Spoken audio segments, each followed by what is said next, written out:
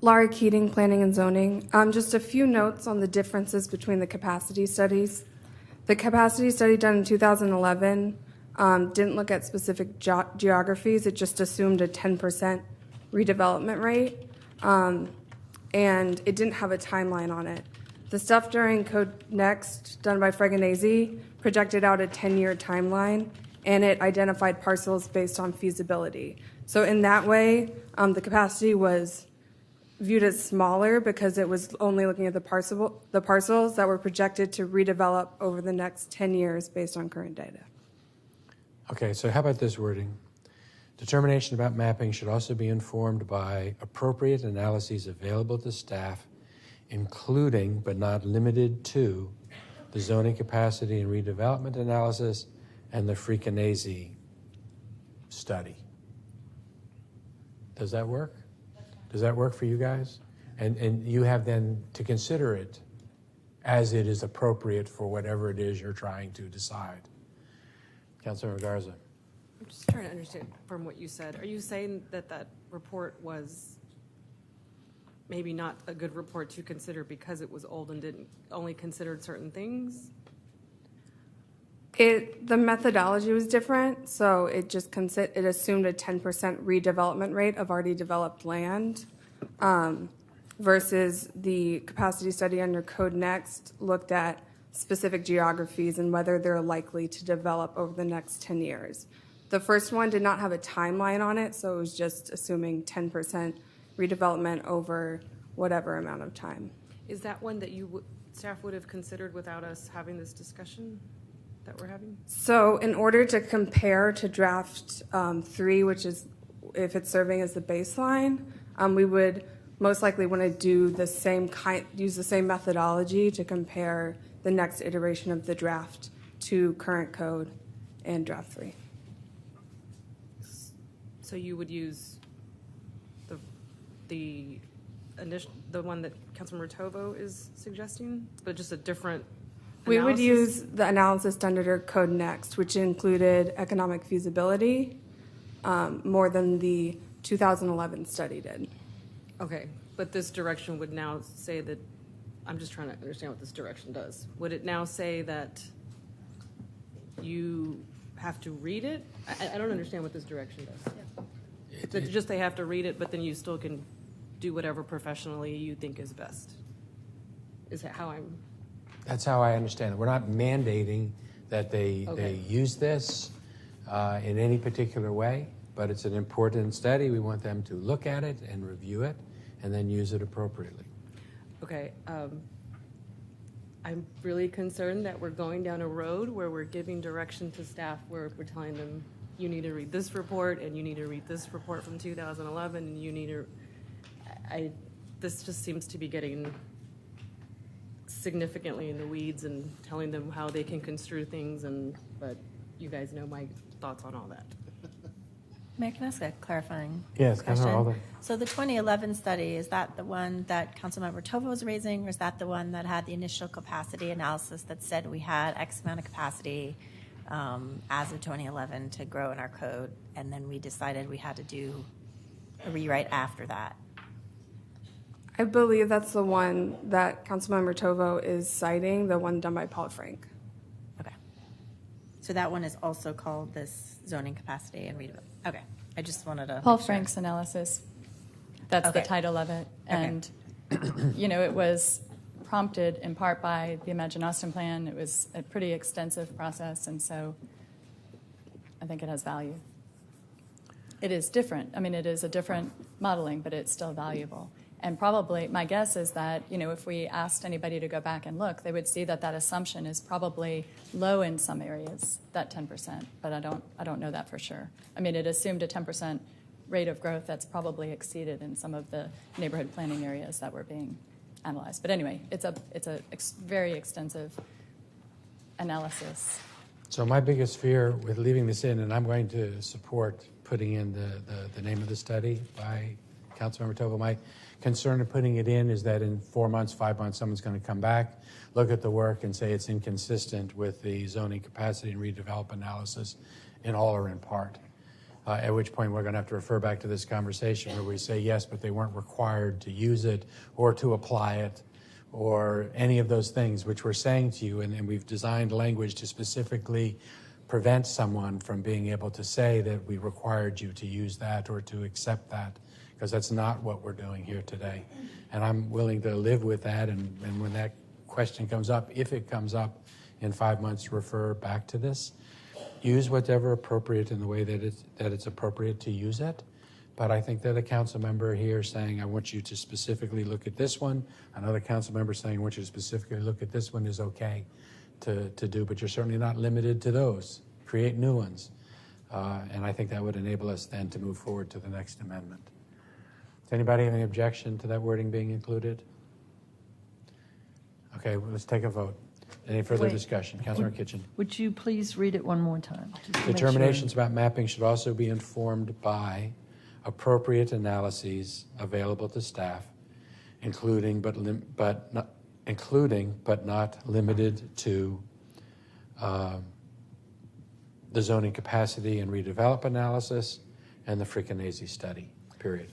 So we're not keeping the rest of the sentence. We're stopping after, we're not keeping which analyzed residential dwelling unit potential by. That's right, because I'm afraid we're going to end up in the next 5 minutes, each of us wanting to characterize that report for what it included. Well, what it that's did not fine. include. I think it's very I understand. important to be really clear on what language we're accepting. It's the zoning capacity and redevelopment analysis, and we'll let everybody define that and describe that or characterize that themselves. Okay, let's take a vote. Those in favor, including that language, please raise your hand. Those opposed? 2, Natasha Harper, Madison, and Councilmember Garza voting no. The others voting aye. That is included. Okay. The next thing I had on my deal here was A2, Councilmember Tovo, which I think was an amendment from you, a pinned amendment, where you were adding a number 6.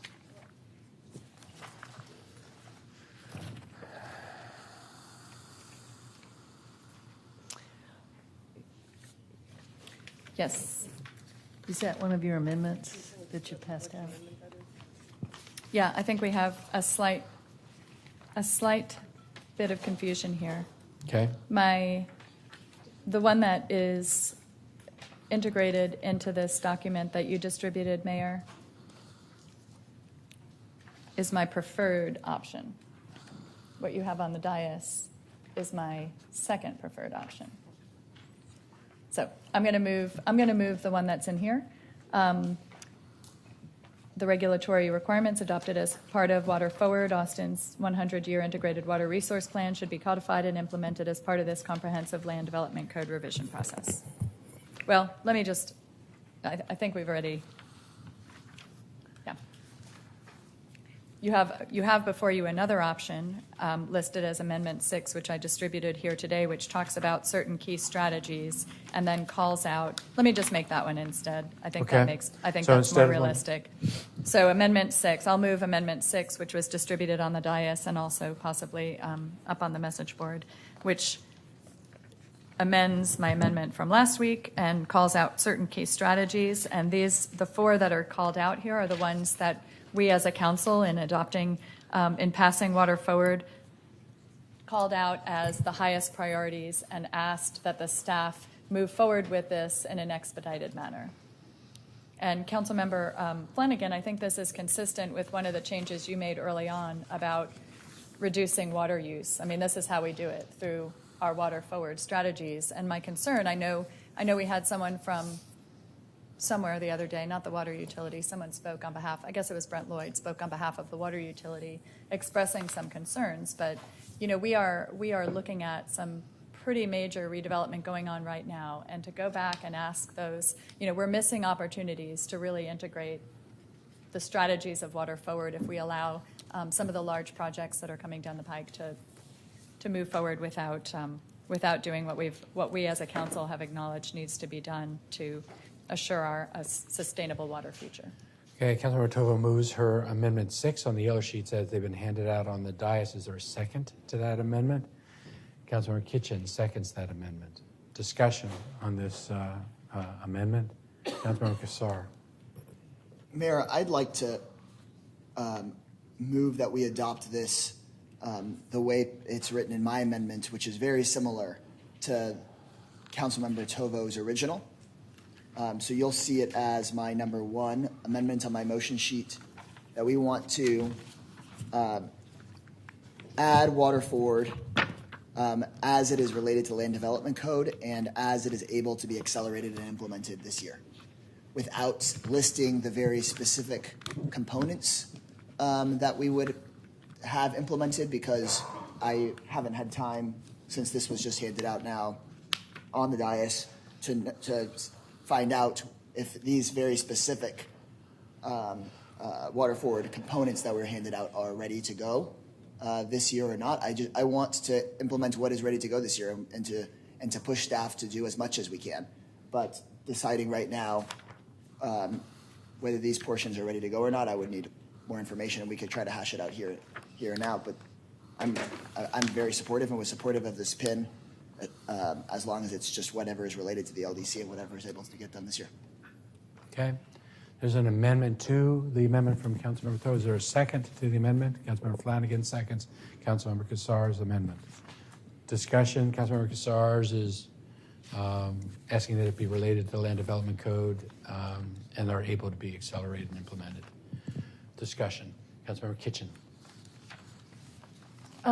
I have a concern about the amendment, Councilmember Cassar, specifically the able to be accelerated and implemented this year. We are, and I have 2 concerns about that. The first concern is that we're making lots of changes to the Land Development Code, and they won't all be implemented this year. They need to be in the code. So the other concern I have is this is subject to interpretation, able to be accelerated.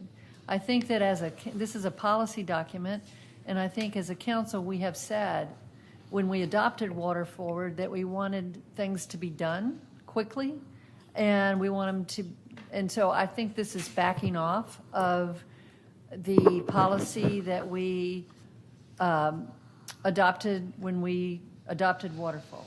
So I think it is too much of a qualifier. I think it should, I can't support it. Okay. Further discussion on this, Councilmember Cassar. Well, it's not a backing off because it is doing more than was in the base document on Thursday. It is just, instead of, Councilmember Tovo's current amendment says we should do water benchmarking, dual plumbing, landscape transformation, and alternative water this year. Very well, my amendment might mean that we do all of those this year. It might mean that we do all of those plus more.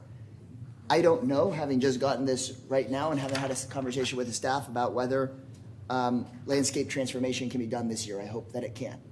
Mine is just trying to not be so specific as to pick these 4, and instead is saying what we can push staff to get done this year, what we can work with the community to get done this year.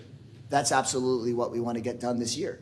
Without you asking us on the dais right now, for 11 council members on the dais right now to determine whether or not landscape transformation should be done this year when it was just handed out, as opposed to we all passed Water Forward, we're all committed to Water Forward. We've heard from the water utility some discomfort about moving some portions this year, and we're saying here, no, we want to move forward as much as can be accelerated this year, so go and do it.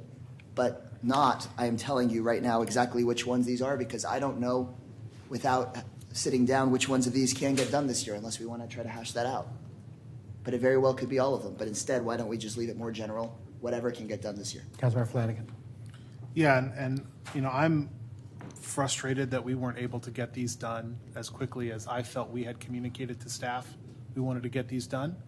But I also don't want this to be the reason why we delay the implementation of the full rewrite. So I'm supportive of Councilmember Cassar's version of this language, because I would take the Water Forward and amend the current code today if it were available to do it. But I don't want to disadvantage this entire process for a thing that, for reasons I have yet to hear, staff has been unable to get that part of it done. And it's just a much bigger thing.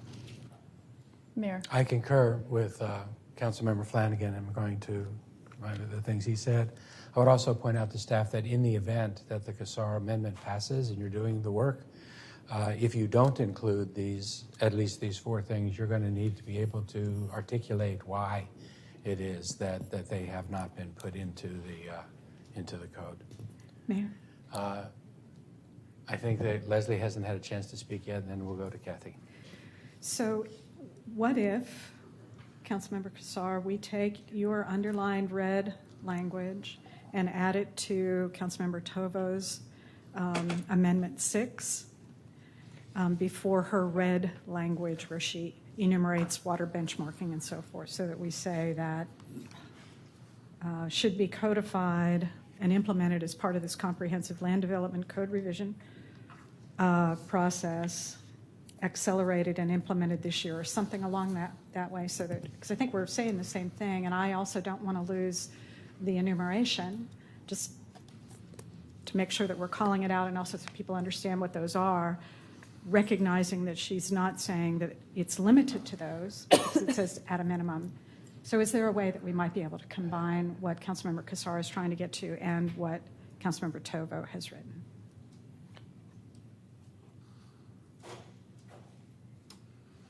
I think we haven't heard from Paige. Why don't you go, and then we'll come back to Kathy. Sure. My concern with including even a short list of what should be implemented is that we are going to hold up the land development process, like Councilmember Flanagan was saying. I think that we should be using this process as a catalyst to move forward and move quicker on the things that we agree need to be done, instead of any chance that this could be slowing down both processes by circularly repeating which one needs to be done first. So I think we should call it out, but I don't know that we should be that specific in this particular moment. Kathy? I just want to clarify a few things. First of all, my amendment that was posted for last week's meeting said incorporate all of water forward. So yes, I just distributed this on the dais, but it's far more narrow than the amendment that was actually being contemplated.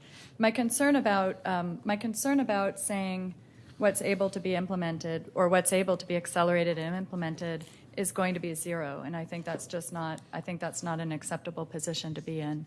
The other option that we certainly have is just to bring this forward as a separate IFC, and that occurred to me, but it seemed like since this is clearly related to the land development code that we should be integrating the processes, and we have all agreed on making these changes, and we also agreed on highlighting these four. So I'm going to do a little bit of looking to see, Councilmember Poole, along the lines of what you suggested. This is not an ordinance; it's a directional document, and so I think while we're spending lots of time, getting the language really precise, in the end, we're providing direction, some of which is going to be doable, and some of which may not be. And so, what I would suggest here is, if there's not enough votes to pass my amendment number 6, then I would suggest we at least call out with Councilmember Kassar, say we believe the highest priority areas that the staff should work hard to integrate within this time frame are these 4. Or some other statement suggesting that we want to succeed in getting our water forward options within there. Mayor, I think I was next. Hang on. Go ahead, Ann. I was just going to build off of what Councilmember Tovos had said, and you had said also, perhaps some language, because what you had said earlier related to making sure the staff understood that this enumerated list of items is our expectation to be done this year, and if they're not able to be done for some reason, it's not anybody's intent to slow down the rest of the code. So perhaps if we could add a sentence, keep Councilmember Tovo's language, but add a sentence to the effect that if these enumerated list is not able to be done this year, that the staff would need to, I forget the words you used, Mayor, but would need to report back to us why they couldn't, and then that would accomplish our policy directive to pursue these while recognizing that we don't want to slow down the rest of the code. So in other words, we wouldn't be in a situation where they came back in the fall and no, we can't do the code because they couldn't do one or more of these. Does that make sense?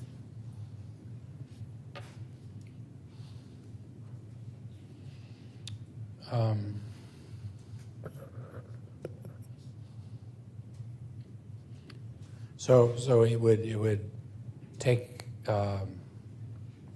Kassar's amendment, and it would then add a sentence to the end of it that said something like, the staff should report back on the following areas if they were not able to accelerate them, and then listing those 4 areas. Oh, yeah, well, I would do it the other way. I would take Councilmember Tovo's and then the sentence that you talked about, because I think it's clearer. Okay. So the amendment in front of us right now is Kassar's amendment. Councilmember Flanagan. I just want to remind us that the people we are directing with this document are here. They're listening. We're not writing an ordinance. So I'm hopeful we can get through this document with the understanding that the people we are directing are listening to this entire conversation and know they're going to be held accountable to, yes, the words in the document, but the way that we're framing them. And my hope is that through this document, what we're doing is voting on the hard decisions so they know the hard choices they don't have to worry about us trying to undo at the end. Mayor, if I may, Rodney Gonzalez, Assistant City Manager. I just wanted to follow up on Councilmember Flanagan's point. It's really important for us to have language that's not ambiguous and that's not conflicting. Council does have a priority for us to get the code process done by the end of the year. Certainly there are elements within Austin Water Forward that can't be done within that time frame. And what we don't want to do is bring forward a code that doesn't have all of those elements incorporated into it and then be subjected to that questioning as to why. And so for us, it's really important that, yes, to the extent that we can do those elements, we will. But if it's going to be an expectation that we do all of them, I can say for certainty that that won't be the case. Are you comfortable being able to explain to the community why it is that this is one thing that was not able to be done this year? As to Water Forward, it's my understanding from the Water Department that there are elements in that plan that aren't. No, I don't mean now. I mean in the fall. In the fall? If something doesn't get accelerated, we'd be comfortable at that point being able to report back and say we didn't accelerate benchmarking because of this reason. We certainly can if that's the expectation here. I mean, if the direction, though, is do it, but then you come back or we come back and say here's why not, I understand. That's okay. So, Greg, would you be okay taking your amendment and adding a sentence to the end of it that says that the staff should report back at least on the following areas if not able to accelerate and implement them this year? And then include those 4 areas? Does anybody have an objection to Kassar's amendment being modified to include that language? Hearing none, it is included. We're still discussing Councilmember Kassar's amendment. Kathy. Okay. I would also like to, at the suggestion of several members of our task force, they suggested that there be particular emphasis, as the staff try to work through this, that there be particular emphasis on implementing and being able to test these on commercial developments that are 250,000 square feet or more. And so I would add that as additional directional language. I've lost track of where my amendment has merged into Councilmember Kassar's, but I think it is of high importance that we emphasize to staff that we believe at a minimum we should be targeting those developments that are 250,000 square feet or more and working toward getting dual plumbing, water benchmarking, landscape transformation, and alternative water in place for those large projects. Otherwise, we're missing opportunities we'll never have again. Let's come back to that. We'll come back to that immediately next. How about so we don't string out the amendments on it? The amendment in front of us right now is Councilmember Kassar's, which is shown on his page with the sentence added that said the staff should report back at least on the following areas, if not able to accelerate and implement them this year. And then the 4 areas are the ones listed in Councilmember Tovo's. Is there any objection to that amendment being included? I'd like you to repeat it one more time, more Yes. slowly. It's the amendment, Councilmember Kassar's, number 1 on his Okay. page, with a sentence added that would say the staff should report back at least on the following areas if not able to accelerate and implement them this year, water benchmarking, dual plumbing, landscape transformation, and alternative water. That doesn't mean that means when the report comes back and you're reporting back to us this fall or whenever it is you bring the report, you would explain it at that time. That's what's in front of us now. It's been moved and seconded. Yes. I would be, I appreciate the direction this is going, but I think that the original suggestion that we simply add Councilmember Kassar's language into the original amendment is a better way to go. So I think we're going to get to this place, and the certain key strategies adopted in Water Forward and so forth is also really important. And so while I appreciate the amendments, and I do support combining the two, I would like to have, I would like to make the amendments where we insert Councilmember Kassar's language into the original amendment from Councilmember Tovo. Okay. If his amendment doesn't pass, we'll give you a chance to add that. The vote now is on the Kassar amendment. Those in favor, please raise your hand. Those opposed? Kitchen, Tovo, and Poole voting no. Alter voting no. The others voting aye. The amendment passes. Yes. So then I will make an amendment that the key strategies of water benchmarking, at a minimum, the key strategies of water benchmarking, dual plumbing, landscape transformation, and alternative water should be implemented and tested for commercial developments 250,000 square feet or more as part of this comprehensive land development code process. Okay. So it takes those 4 elements. It says at a minimum these should be applied to commercial developments of a large size. It's my understanding from talking with the staff that this Hang on a is... second. Is there a second to that amendment? Councilmember Poole seconds it? Yes. Kathy, go ahead. It's my understanding that this is something that staff are already doing with regard to our large-scale projects, and I think this just makes it a standard, just integrates it into our land development code. Okay. Further discussion? Councilmember Flanagan? I'm not comfortable with requiring staff to do testing on a thing we're not entirely sure is going to make it into the code this year. But if they're already doing it, then we don't need to require it through this document. So I'm just going to vote no for that reason. Okay. Any further discussion before we vote on the Tovo amendment? Yes, Councilmember Kassar? I mean, I would like to see as much of this implemented, especially in large-scale buildings, as possible. Is there someone from the staff that can let us know whether this is something that we're intending to do? I'm sorry, Councilmember, what was your question? Are we intending already as a part of this process to apply these 4 strategies to buildings that are over 250,000 square feet? No, we do not have any I said, code. I know we don't have it now in the code, but I'm asking is that something we're intending to do as a part of this process as it stands? Well, when certain types of developments come in, say a planned unit development, that we get involved and work to get that development to adopt various strategies such as reuse and additional conservation programs. So that is activities that we undertake. The central downtown area has a growing reclaim system, and so we are pushing reclaimed hard into those areas, including additional reclaim for toilet flushing and other uses that historically we have not. But we don't do that across every development that's 250,000 square feet or above. It's just select areas where we can work in some of that activity.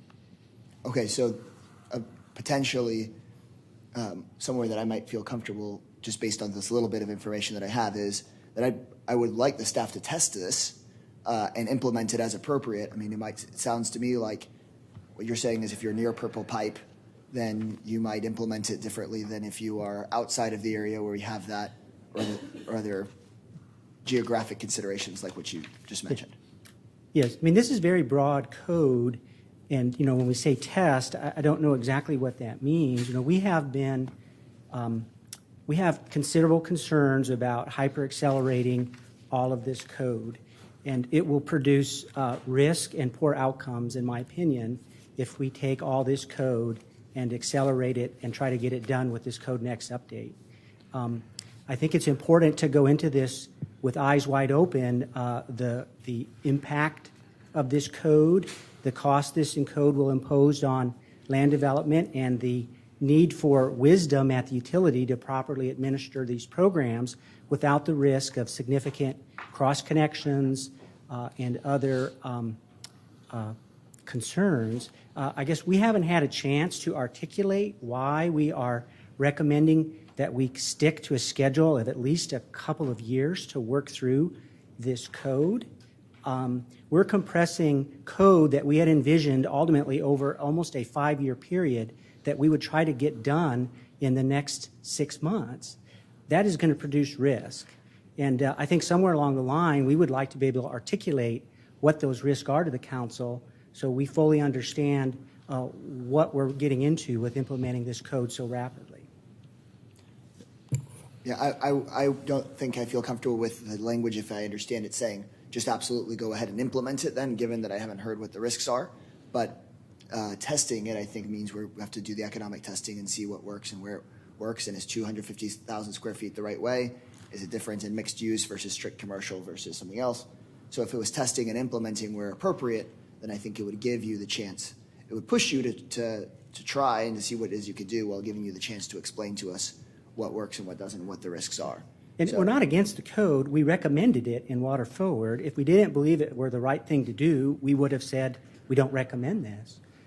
We just want to do this in a way that has the highest quality outcomes. This is the water system, and if we screw this up, people are going to notice. And I'm just communicating that. Right, and that's why I don't feel comfortable telling you to do something when you give me an answer like that, to absolutely go ahead and do it. But if this is about testing and seeing what works and what doesn't, then I think that's a little bit different. And so before we vote on this, I would really want to be really clear about what the direction specifically is asking you to do. Okay, Tovo amendments in front of us. Further discussion? Yes, Councilmember Tovo. Yeah, Mr. Mazzaros, I want to be very clear since, again, we're not writing ordinance here, we're providing direction. Certainly nobody is suggesting that you write code so quickly that we're endangering our water supply. So let me just be very clear about that. But it is of concern to me that we can't get some of the pieces done, especially for our larger buildings. We certainly have learned things from, say, dual plumbing, the central library, and others, and it's time to, you know, as you indicated, your staff are working with some of the larger scale developments to get this in place, but you don't have right now a code that requires it. And to pass a land development code and then come back and tell a lot of these large scale developments, you know, you now need to integrate another new set. It seems to me that if we can get some of these provisions in, all the better. But by no means am I suggesting we endanger our water supply in doing it. I'm not sure why we can't write some of the code, some of the high priority code, in less than 5 years. Well, we will write some of the. I don't want to bog y'all down here with this, but first, like, just take the dual plumbing code. That's very technical code. That isn't just a few lines. That's going to be in the plumbing code. That's going to be in the design criteria manual. We don't have that code written. We have not had stakeholder input on that. One of the commitments we made during Water Forward when we engaged with stakeholders was this is the plan, not the code. We're going to come back and have very in-depth stakeholder involvement. I'm concerned about, can we get that all done by October? My understanding is you want the code ready to go in October. The other concern is we had imagined ultimately black water treatment systems. That would be treating wastewater in many little treatment plants on buildings. We have no experience doing that at all. If the expectation is we can get ready for that in the next 6 months, that's a big risk. And you know, part of Water Forward was building the wisdom within our utility and our society to implement these codes. That's one of the reasons we wanted to have a little more time. I'll make one more comment. The landscape transformation code keeps coming up, and I just want you to understand what that's going to involve, just so you have a flavor. We had proposed that code a few years from now. That is going to require every single-family residential home to submit a landscape plan. That's going to be reviewed and permitted. That's going to be inspected during construction, and that's going to be post-construction monitored. That's 7,000 to 10,000 new land development permits a year that we don't issue. That's going to be a lot of staff, a lot of specifications, a lot of cost. And if the sense is we can get that all done and ready to go and implement by October or November, and the land development community is going to be ready for all of that, I think that's a tall ask. Can we write that code and can we make that requirement? You bet. But I think there's going to be some consequences to that by communicating that that was a 3-year project versus a 6-month project. So, Mayor, I'm comfortable with the language that Councilmember Kassar added as appropriate. I would submit that things like water benchmarking, which is about how we estimate how much water a building is going to use, and tracking that's probably not the kind of measure that might be accomplishable within this time period. I think that's a good one. We could get that one done. And probably, has nothing to do with endangering our water supply. So that seems to me like an area that's really appropriate for potentially getting into the code. So, is Director Mazzaros, are you comfortable? We've now really backed off the original language, and I think it's pretty general. It expresses it as a goal. But with regard to the buildings that are larger scale of 250,000 square feet, is there something you can work within the language that's been suggested as appropriate? Yes. With the addition of as if appropriate. If we can kind of absorb this, and I've lost track of some of the amendments here too, but yes, I think we could work towards those areas, and that's a much narrower subset of things. If we think about like dual plumbing in large-scale buildings that maybe doesn't involve black water treatment systems, but is encouraging more recycling of rainwater, stormwater, and other forms of reuse, yeah, I think that's some things we could advance over this code. Yes. Super, thank you. And I appreciate that. And again, just the landscape transformation was for new development, and I think, the idea was incentives for transformation of existing, but it sounds like we have, again, we're not writing ordinance language here, we're writing direction, and so I think this is an agreeable place to land. And I would just also note, we've had, the Water Forward Task Force met for years, and so they've had a considerable amount of stakeholder input, so I appreciate that there'll be more in the future, but some of that work I think we can build on the work that's happened as well. So help me understand how this would be done. Does it make sense? The point, we've adopted something now that says that the staff has to report back, at least in 4 areas if they're not going to be able to do them this year. I would imagine a report like that would include, we couldn't do everything in all areas, but this is what we have done and it's reflected in the code, and to the degree that we didn't do it, let's explain to you why. I understand that we want them to especially take a look at commercial buildings that are larger than 250,000 square feet, because there might be opportunities there narrowed down that way that might allow something to happen that might not otherwise happen. Do we get to where it is we're trying to get to by adding to the Kassar language that now has been adopted to say the staff should report back, at least on the following areas, are not able to accelerate and implement this year, parentheses, especially as concerns commercial buildings larger than 250,000 square feet? That way, when you report back, you're going to have to look not only globally, but especially at those kind of buildings as well. Because there's going to then have to be a justification or an understanding to the communities why we didn't move forward on that. And I wonder if that gives us something that's even more global than just picking one area, but saying globally on all of these, see if there's a subset of buildings under 250,000 square feet where you might be able to do that. And if not, it's okay. Don't have to shoehorn it in, but you do have to explain to the community why. Does that work? I think that works, as long as we're all still trying to get to the place where if it's possible to integrate some of that as code, we are. Not that we're setting an expectation that we're going to get a report back. And I know that's not what anybody intended to do, but because there's been so much discussion around it, I just want to be clear that the emphasis shouldn't be on the fact that we're going to get a report back explaining why it couldn't happen. That the emphasis should continue to be on trying to get there with at least some of these pieces, again, with particular emphasis on trying to achieve that with our largest scale buildings. Any objection, including the language, parentheses, especially as concerns commercial buildings larger than 250,000 square feet? Hearing none, that's incorporated. Wait, please go over the language again. I really want to understand. The last line in the adopted language, as Kassar's amendment had that we approved, says the staff should report back at least on the following areas if not able to accelerate and implement this year. Yeah, I got that and part. And then there are 4 listed. What this would add is language that's after this year. Okay. parentheses, especially as concerns commercial buildings larger than 250,000 square feet, close parentheses, and that's where the colon would be. And then that's the where it 40. ends? No, then the colon, and then it lists the 4 areas: Oh, dual I plumbing, see. Oh, gotcha. landscape, the 4 areas: benchmarking, dual plumbing, landscape transformation, and alternative water. Okay, so we're not including the testing, we're just doing. Correct. Okay. Okay? With hearing no objection, that's now included. Let's take a vote on the amendment in toto now. Those in favor of this amendment as it's been changed by Councilmember Kassar, please raise your hand. Those opposed, unanimous on the dais, that now is included.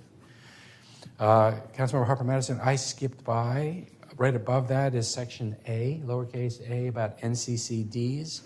Your second amendment was suggesting to add some language to that section, I think. You sure did. It made me very sad. I apologize. I accept.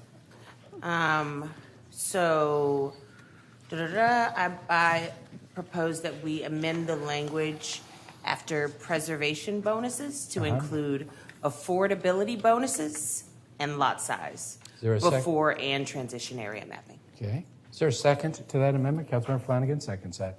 Is there any discussion? Is there any objection to this? Okay. Discussion. Do you want to go first, Natasha, or you want to let Kathy go? It's your amendment, so you have the opportunity to talk first if you want to. No, I think Okay. it's self-explanatory. Kathy? Thank you. I don't have a lot to add either. I think once ADUs is in there, that already reflects on lot size, and my objection isn't so much to the inclusion of this, just that we've now listed lots of provisions that are part of NCCDs, and I think they're going to be dramatically transformed. So my objection is to the provision in general. Then moved in second. Any further discussion? Those in favor of this amendment, please raise your hand. Those opposed? Pool, Tovo, Kitchen, and those 3. Any others voting no? I'm abstaining. And Alter abstaining. The other 7 voting aye. That amendment is adopted. Okay. Continuing on. Councilmember Tovo, I think you have an amendment in question number 2, objective, which is 1B, that relates to, in general, within activity centers. This is, I had as your amendment 3. Is that right? Did you mean to offer that? I think I have 2 in these. We're moving on to question 2, is that right? Yes, we're on question 2. Ellis had one Ellis was that was A14, but that's been withdrawn. That gets us to subsection C, Yes. which is... And actually, before we get to that, I have distributed Amendment 3. I think you referred to Amendment 3.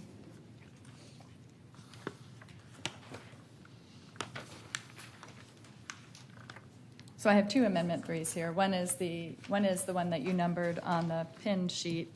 The other is the Amendment 3 that I distributed. So we can take up the one that I distributed first. And this is the one that would add language into question 2, objective 1, subsection B. There, subsection B. And it would, in front of along the transit priority network, insert the word the higher capacity routes of the transit priority network. Okay. We're talking about now adding the words the higher capacity routes. Is there a second to this amendment?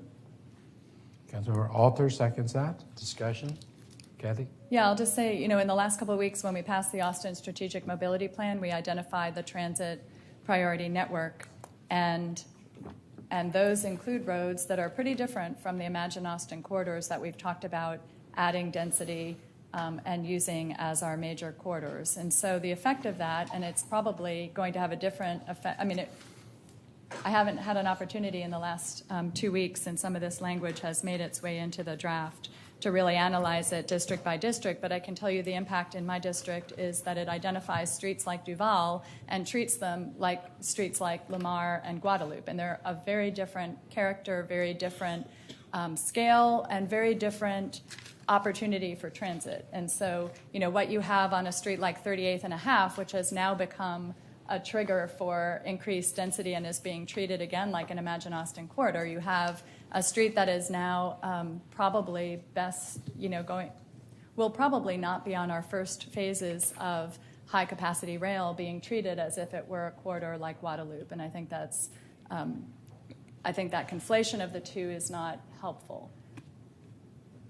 Okay, further discussion? Or Councilmember appropriate, Garza? I should say, not appropriate. Councilmember Garza. I just don't understand what did you mean higher frequency routes? What do you mean by higher capacity routes? I'm trying to create, and I'm open to other language that might do it. But what I'm trying to distinguish those routes where I think you might have 4 or 5 bus routes, potentially a rail route, from those that might have an east-west route or an interior neighborhood street like Duval, where you're probably not going to have 5 bus routes. Okay, but I guess my concern with tying our land development code to what a current route may be right now, those are subject. I mean, we literally change things every 6 months at Cap Metro, and so I would be concerned about tying that to the land development code, because then every time, if for whatever reason the example you gave, Duval, now turns into a road where there are whatever the meaning of higher capacity is, then all of a sudden, is that an essential rezoning of that road now because it's now become a higher capacity route? Well, I guess, that somewhat speaks to my concern that we've just very recently passed a strategic mobility plan that kind of recharacterized what are, in my neighborhood, interior neighborhood streets, and treating them like Imagine Austin corridors. So the other option would be to stick with what I think was in the first draft, which is not to call out the transit priority routes as triggers for increased density. So, we've now used that as a place where we want increased density. Yet again, there are very different routes in there. And so it's trying to acknowledge that something like Duval is different from Guadalupe. 38th and a half is not like, Mopac and other places. So, I have 2 questions really about this. And I think we need someone from the ASMP here. My understanding of the term transit priority network is that is a designation in the ASMP, and it speaks to the bus routes that are faster than every 15 minutes. So it has a definition to it. There actually, I may have it wrong, but if I'm understanding correctly, a transit priority network is not every bus route. It is designated in the ASMP as the ones that are more frequent. And I forget how many there are of them. I don't know, 16, 17, something like that. And if we have the map, we can look at the map. But so I wanted to clarify that. And then and the second thing is, Councilmember Tovo, this is not the place that I would make this difference. If the concern is to speak to higher capacity, this section is about tying affordability to increased entitlements. So I would not want to make this change only here. If the council wants to make this change, it has to be made throughout the entire document. The other thing is I am reluctant to say that we're only going to tie increased entitlements to affordability along the higher capacity routes. So I have concern about that. But again, let's just deal with the first question first. Am I understanding correctly the definition of transit priority network in the ASMP? Yes, ma'am. Robert Spiller, Director of Transportation. Yes, the transit priority network is typically designated along those places where there's higher frequency transit routes. Okay. The purpose of designating transit priority roadways in the ASMP is so that when trade-offs and or improvements to that corridor are made, that transit is a priority in terms of the type of improvements. So in terms of turning radii and lane widths and so forth, we would be thinking that transit or the performance of transit is an important element of that design process. I would want to look at I'm happy to look at a map, but I'm not comfortable with higher capacity because that's not tied back to any particular definition. Yeah, so I would want to look at a map to see what those streets are.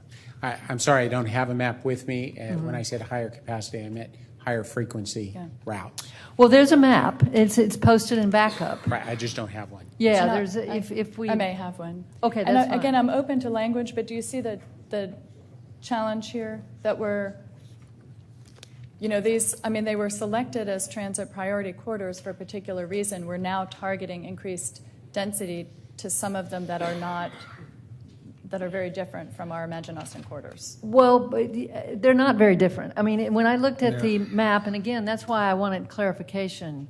And I might be wrong. I could be wrong. When I looked at the map, there was a almost complete overlap between the transit priority networks and the activity corridors. Again, I could be wrong because I was focused on South Austin, so I may have missed something. I mean, in my district, it's, again, Duval, which is a very sleepy street at this point, sleepy-ish. Okay. There's some other people involved in the conversation. Councilmember Flanagan. Thank you. I don't support adding this phrase, higher capacity routes. It would remove a lot of, basically all of, the parts of District 6 where we need missing middle housing, where we need these affordable density bonuses because we don't have higher capacity routes, although we do have lines on the transit priority network because someday we want to have them. And it's a real chicken and egg issue for us as a city. Do you have the housing that supports transit first, or do you have the transit in areas that are not supportive and then build the housing later? I think you got to build the housing first. I think that's why our top two goals in our strategic plan are housing and homelessness. You got to build the housing first.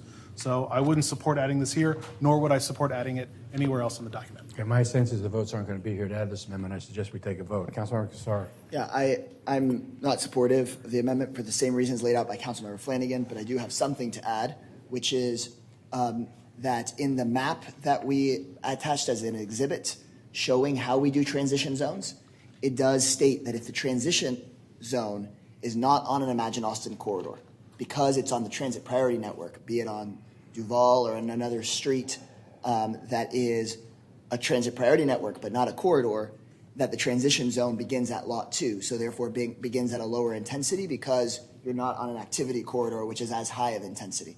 And that is part of the transition zone map exhibit. And I know, as Councilmember Kitchen pointed out, we actually aren't on that section of this document, but I bring it up because there was consideration that there are some priority network, transit network lines that are not activity corridors, and we've already integrated into our direction that it'd be a little bit less intense on those streets. That's not in the document now, so I'm happy to talk about it. I'd like to see it in the document. And I believe it is in the map exhibit that the chart that we had on missing middle and how it goes downward. I don't see it in the staff document that came out the other day, but I do think it was supposed to be a part of what we passed. I don't think. And if not, then I'm happy to reprint it and just bring it. What can I say? I think someone should just, if we can, pencil some language to do that. We can either pencil language to do it or attach the maps, whatever people prefer. We're not on that section. I'm not trying to get to a section we're not on. I just want to note that that was contemplated. For me, I'm going to vote against the amendment because I think that I want to support the work done by Cap Metro, and I think Cap Metro has gone through and kind of identified the transit network for us, and I'm going to do everything I can to support that. There's an amendment in front of us from Councilmember Tovo to add the words, the higher capacity routes. You ready to take a vote on that? Could I ask for Okay. I wanted to clarify. I want to be sure we're all on the same page, that the transit priority network is the 15-minute or less, right? It's where there's bus routes that are 15 minutes or less. No, it's not. It's whatever it is in the Councilmember, that is correct. Okay. It's not? It is not correct because the transit priority network that was in the ASMP includes Palmer Lane, which has no bus route on it right now because we need bus routes on it. That's what the map is in the ASMP that we passed. I think we need clarity on what roads we're talking about before we vote on this. Well, in my mind, it's the transit priority network we've already established in the ASMP. Yeah. I'm going to support that transit priority network as it was included in that document. There's an amendment in front of us. We ready to take a vote? No.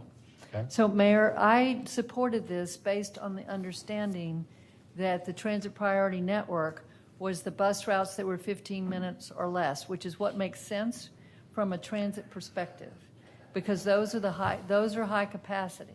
So if that is not in fact what that represents, then I think we need to have more of a conversation about it.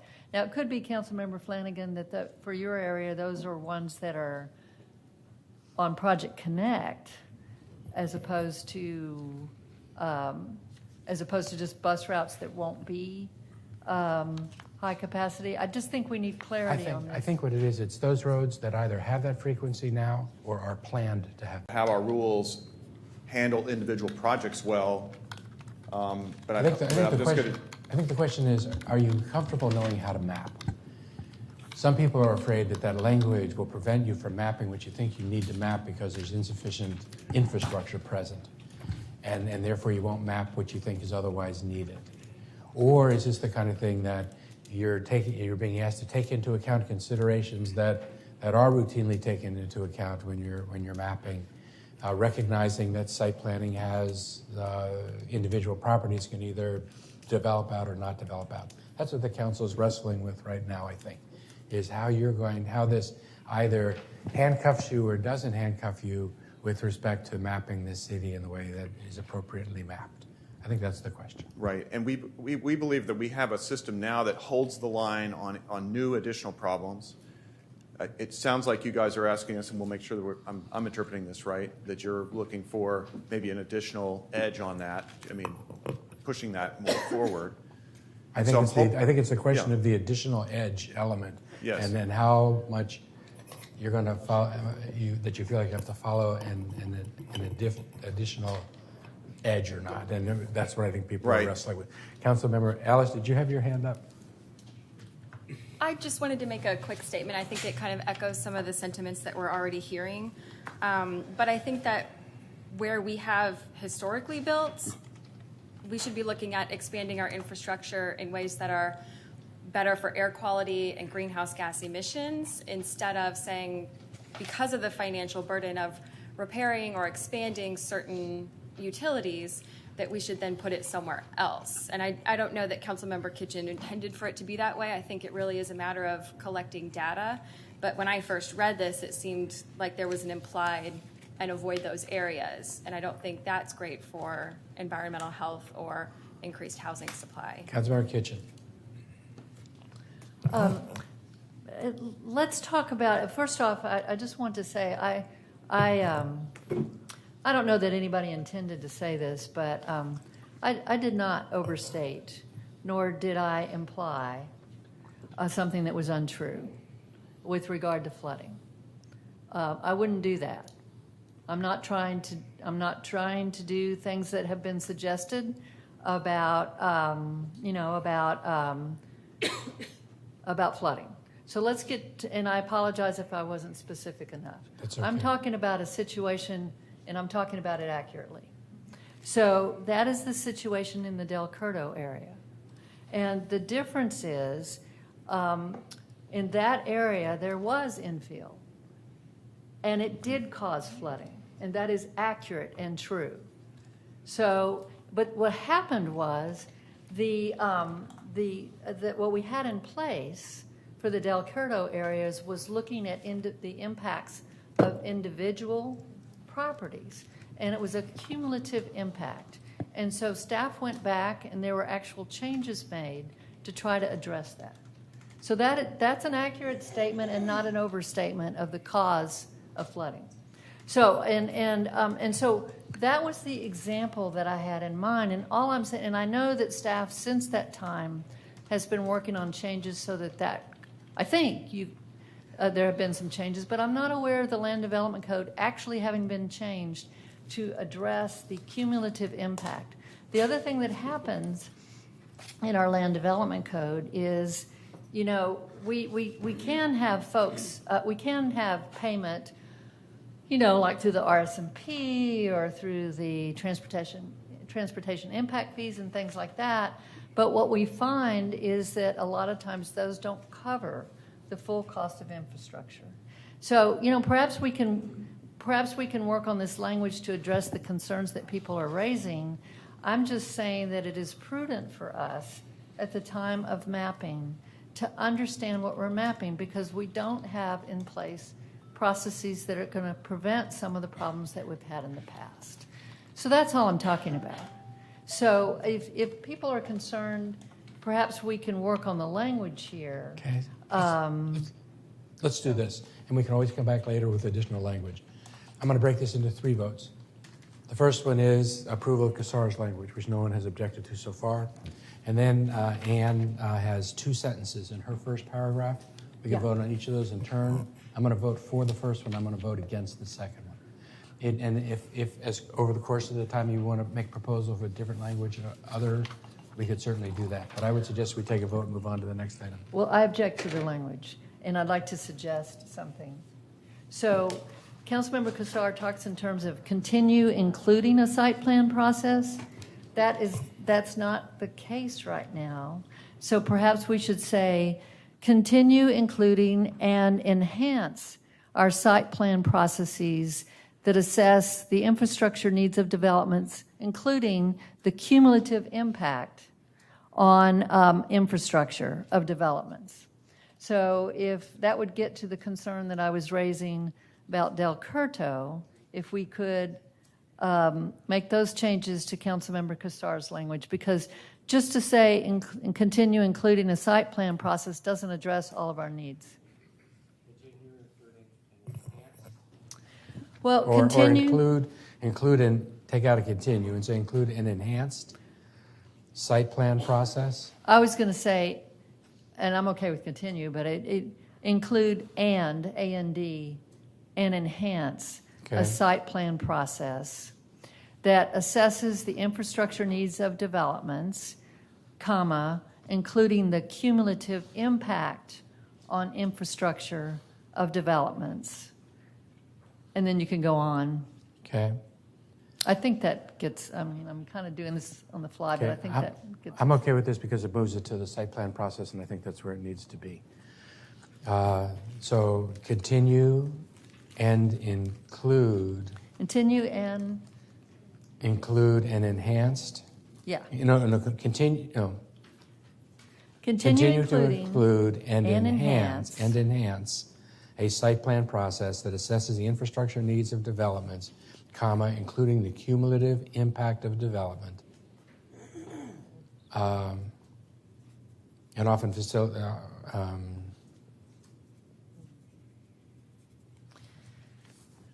And facilitate. I wouldn't say often facilitates. And facilitates. And facilitate. Okay. The installation of new infrastructure funded in whole or in part by new development. Okay. Continue and enhance a site plan process. Continue and enhance a site plan process that assesses the infrastructure needs of developments, comma, including the cumulative impact of development, comma, and facilitates the installation of new infrastructure funded in whole or part by the new development. Right. You okay with that? Mm-hmm. Are people okay with the Casar amendment with those changes? Without hearing objection, that's included. Okay, so we're just going to go with that language. Oh, no, I haven't given up on the first part. Okay. So I would like to, I'm sorry, go ahead. No, go ahead. I would like to understand better how we might fix the language that I had included to address people's concerns. I think you just fixed it in your continue enhance a site plan. No, well, I didn't fix my concerns. My understanding, because what I would like this not to be only a back-end process. I think that as we go through our process, we need to consider it up front. So I just need to understand what people's objections are. Is there a concern that this says we won't map? Is that what the concern is? Help me understand what the concern is. Can you clarify which part exactly? Because I'm going with some concerns. I'm going with the language I'm proposing that was deleted. The F or the G? The F.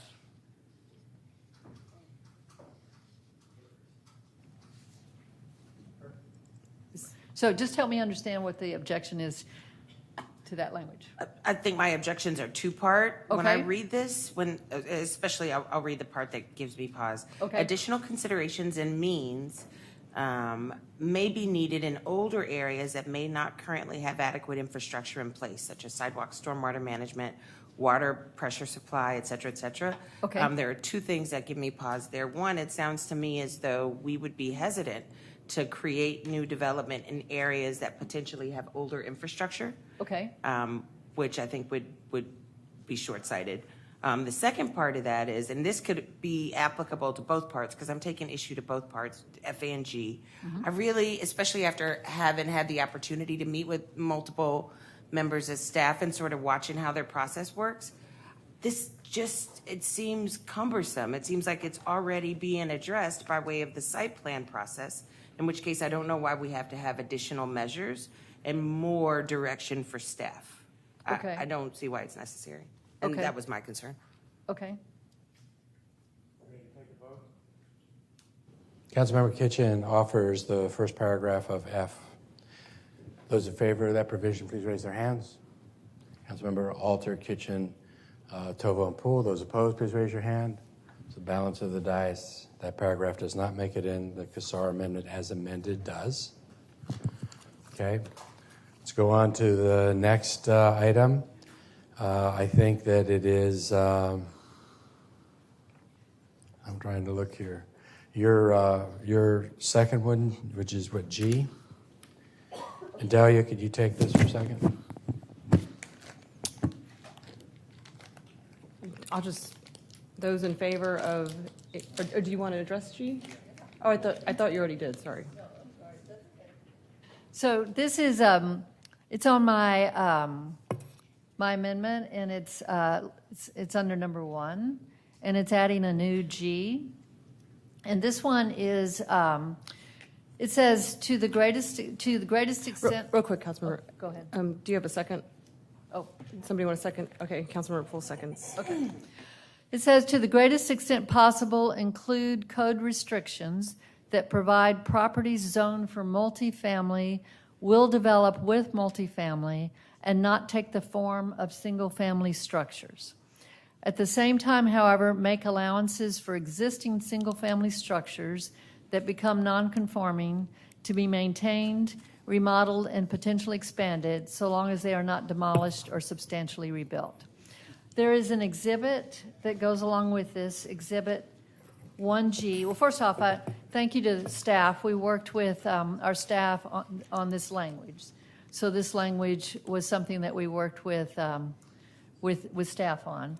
It's designed to address the problems that we have under current code. And there's an example that's the exhibit for 1G that you all have. It's on a white piece of paper, and this is the example. And the best way for me to describe it is just to very quickly speak to the example. I mean, basically, this was a case where we had existing multifamily that was redeveloped. We essentially went from 21 units of market rate affordable housing down to 6. And what happened was it was multifamily, but when it was developed as separate single-family units under the same zone.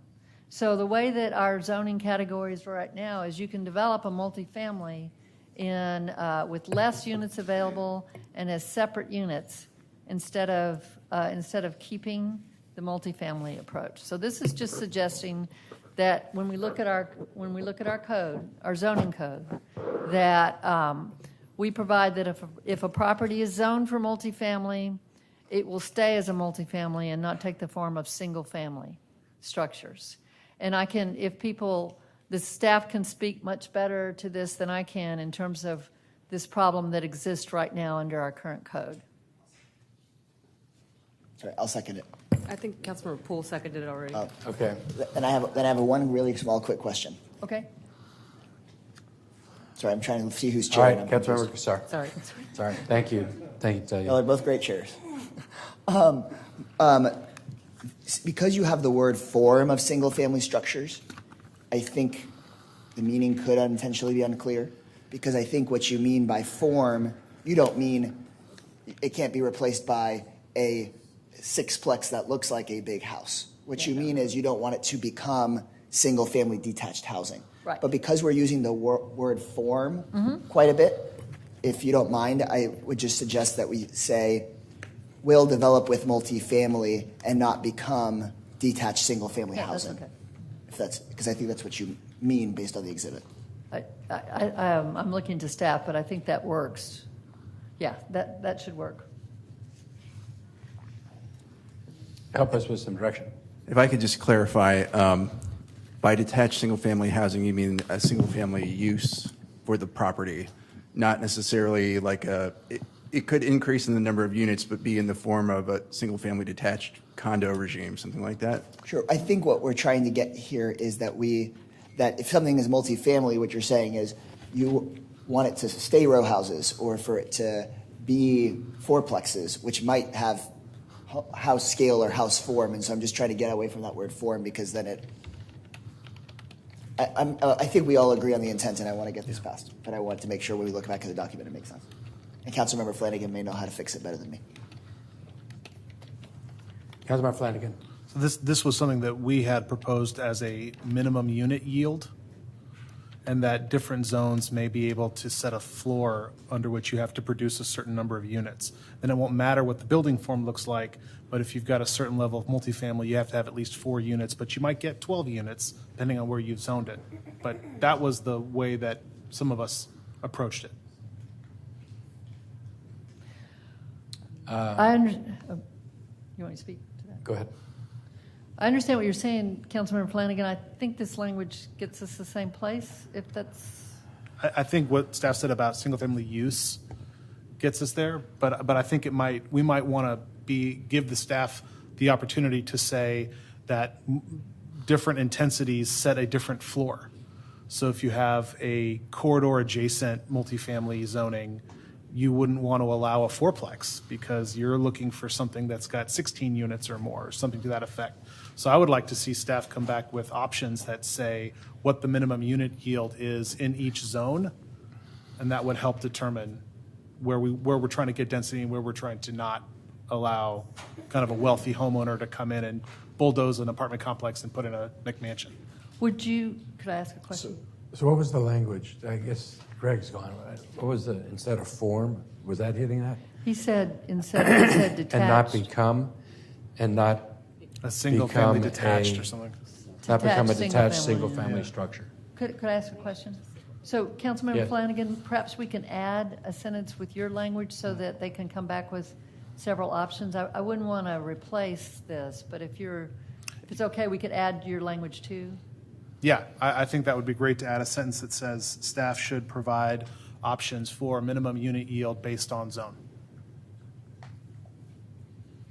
And those will be easy numbers for us to change later if we want to change them later. So there'd be 2 changes to this. It would say, and not become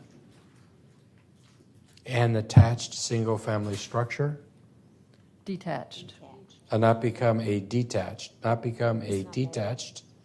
It's not just a. It would not take the form of detached single-family structures. Okay, and not take. And not become detached single-family structures. And not become detached single-family structures. And at the end of the sentence, it would say staff should provide options for what? Minimum. I think you said minimum unit. Councilmember Flanagan, minimum unit yield. Is that what you said? Yeah, staff should provide options for a minimum unit yield based on the zoning. Based on what? Based on the zoning. I don't know how to end that sentence in the most artful way, but Based on the site. Based on the zone. Based on the zone. Okay? Those 2 changes, and not become detached single-family structures, and staff should provide options for minimum unit yield based on the zone. I have. Does that make sense to you, that language? That makes sense. I would only point out that maybe The part about single-family structures is just a little bit limiting, and maybe the focus on yield is very helpful, but flexibility in terms of the resulting form should be there. So what would you suggest? Will develop with that it will develop with multifamily and not become what? Without a reduction in unit yield based on the zone, something like that. Could I think you're changing the meaning of what I had intended here. So what I'd like to do is, and Councilmember Kassar, I hear what you're saying about detached single-family structures, but we may end up with the same problem if we specify only detached. So I think it'd be best if we kept and not take the form of single-family structures, but then added the sentence that Councilmember Flanagan spoke to. And again, this is just direction to bring us back options. So that way we're covering the whole range of options.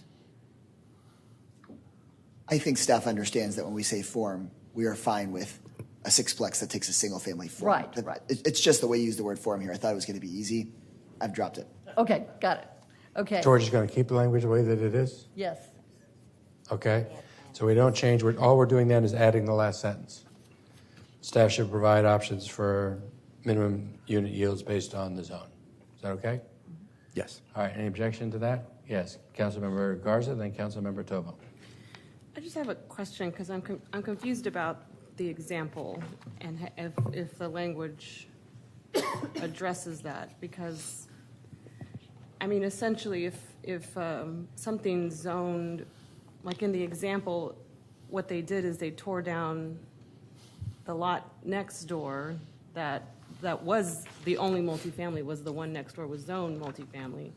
They tore that down and built a couple of single family. But can we, with our legislative constraints, can we tell someone they can't go lower if it's within their zoning? We can do that. So if right now it's excuse me, like for a fourplex, we can say you can only put a fourplex there. We through the land use table, which enables the uses per zone, we can specify what is permitted and not permitted. So if we don't want to allow single-family use in a multifamily zone, we can do that for sure. Do we do that now? In today's code, you can build single-family in multifamily zones. In draft 3, for the most part, you could not. Okay. Thanks.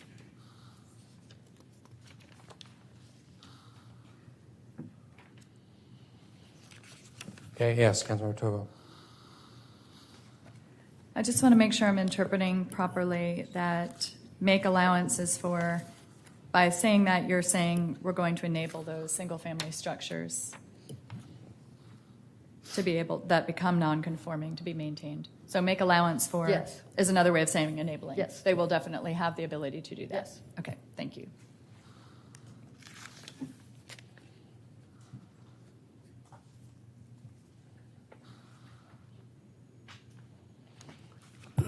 Okay. So we're okay then with the F that was being added, or the H, whatever that is? I. It's going to be I. All we're doing is adding that last sentence. Mm-hmm. We okay with that? Seems to be no objection, so we're going to go ahead Can and somebody do read that for me again? I'm sorry. The last sentence says staff should provide options for minimum unit yield based on the zone. And that sentence is following what's currently there, so long as they are not demolished or substantially rebuilt. Right. Yes, it comes at the end of the rebuild period, and then that sentence gets added.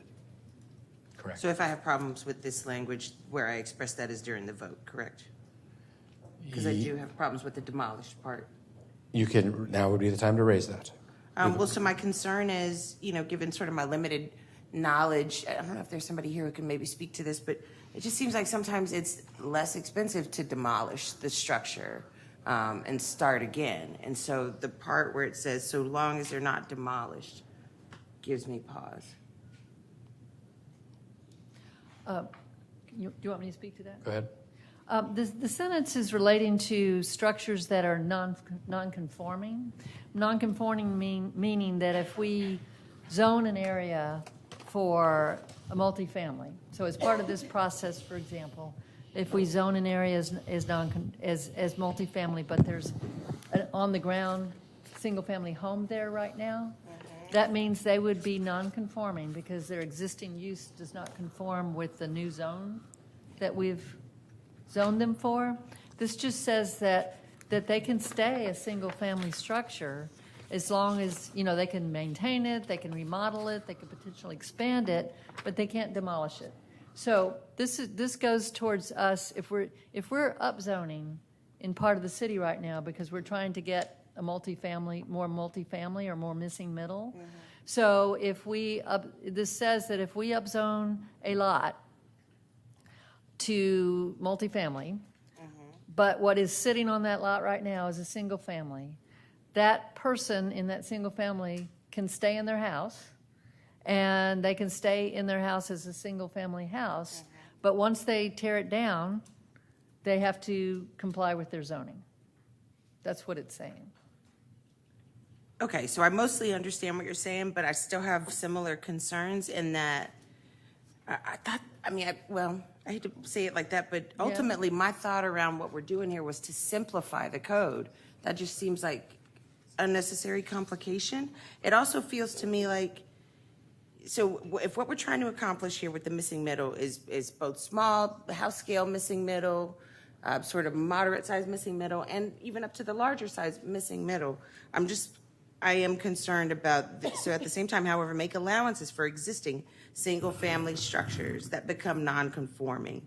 It seems to me as though addressing the notion of non-conforming would be addressed by just sort of simplifying the direction here.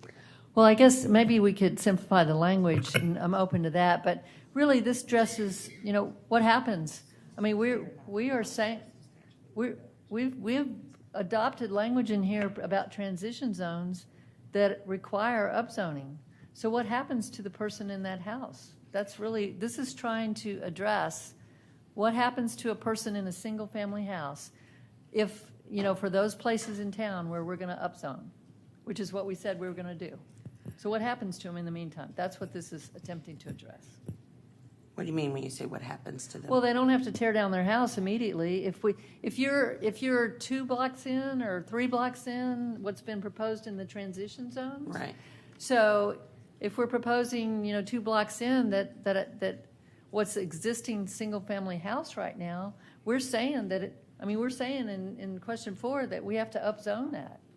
So I'm living in a house that is no longer a single family house zoning.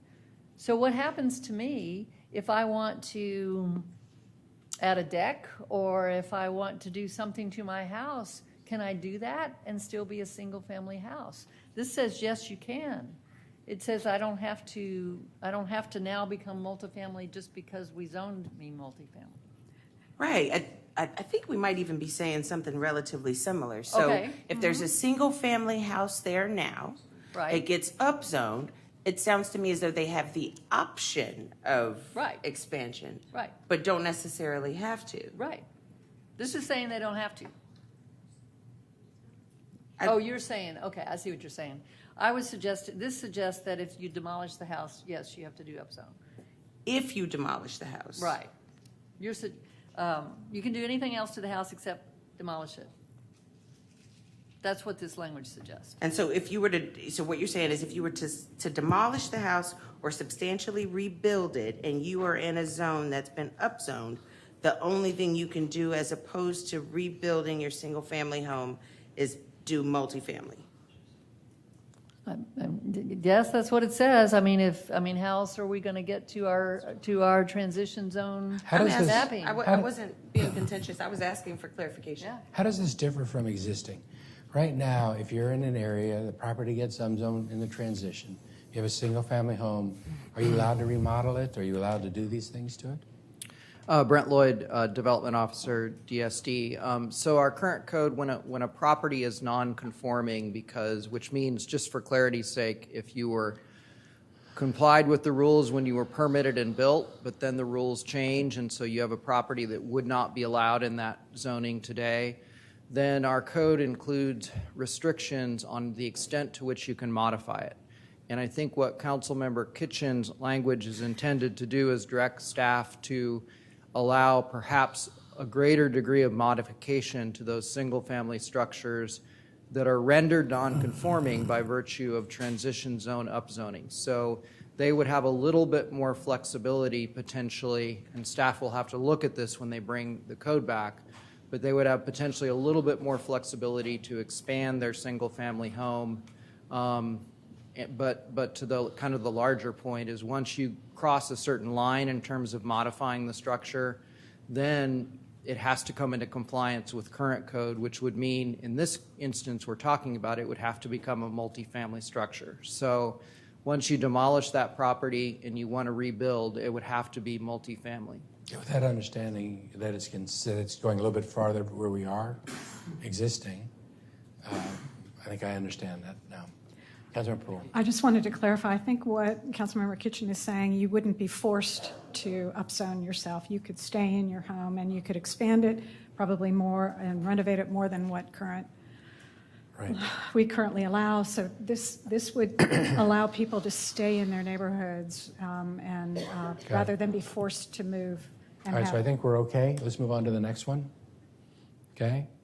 The next one I think that we have here is I